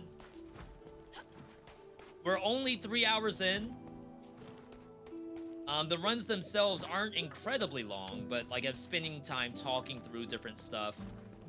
So far, I don't feel like I don't want to keep playing. And for a lot of roguelikes that come out, you know, that's a good sign that I actually want to play again. So either way, we're gonna chill here. Just as a quick check, this is not mixed, which is very rare nowadays. This is a 78% positive. So shoutouts, actually round of applause. To not release the game in mixed, that's an accomplishment in and of itself. So kudos to the team. We are on the lookout to see what's gonna happen with Hyperlight Breaker. As soon as they announce that they are releasing the game into 1.0, that's the next game I'm gonna play. I'm like so stoked to play Hyperlight Breaker after the team has all been fired. We gotta see what the end result is. And I hope it's not the exact same as it is today. Other than that, we're in the waiting room for most stuff. If you look at most played action roguelikes right now, Risk of Rain 2 is the number 2 right now. With DLC, we'll probably play this on Monday after our like Dead Cells Cook run. Duck Off is still doing pretty well. I'm not sure if I want to pick up Duck Off myself, but I know people seem to like it. And then there's some new releases coming up as we get closer to December. And of course, Thanksgiving is next week too. So lots of things to look forward to. Either way, we are good to go, people. Thank you all for tuning in today. Stream could not be possible without you, the viewer. If you were here since the Dead Cells segment, I hope you enjoyed it. There was a lot of cool things going on. If you were here for just Moonlighter, we play lots of roguelikes, so follow the channel to get notified when we go live. Tomorrow we're off. We'll be back on Monday. Make sure you're following on socials. We're on Twitter, Discord, Blue Sky, YouTube. EpiBot is dead right now, so I can't exactly do the command. But rest assured, if you search veedotme, you will find it in every place, even TikTok. Otherwise, thank you all for tuning in. Bits, follows, subs, appreciate all the ongoing support. Brand new subscribers, brand new followers. I see all of you. I didn't get to all of you, but I see you. You are seen. Otherwise, you all have a good night, good day, good evening, good whatever, wherever you are. And I'll see you on Monday.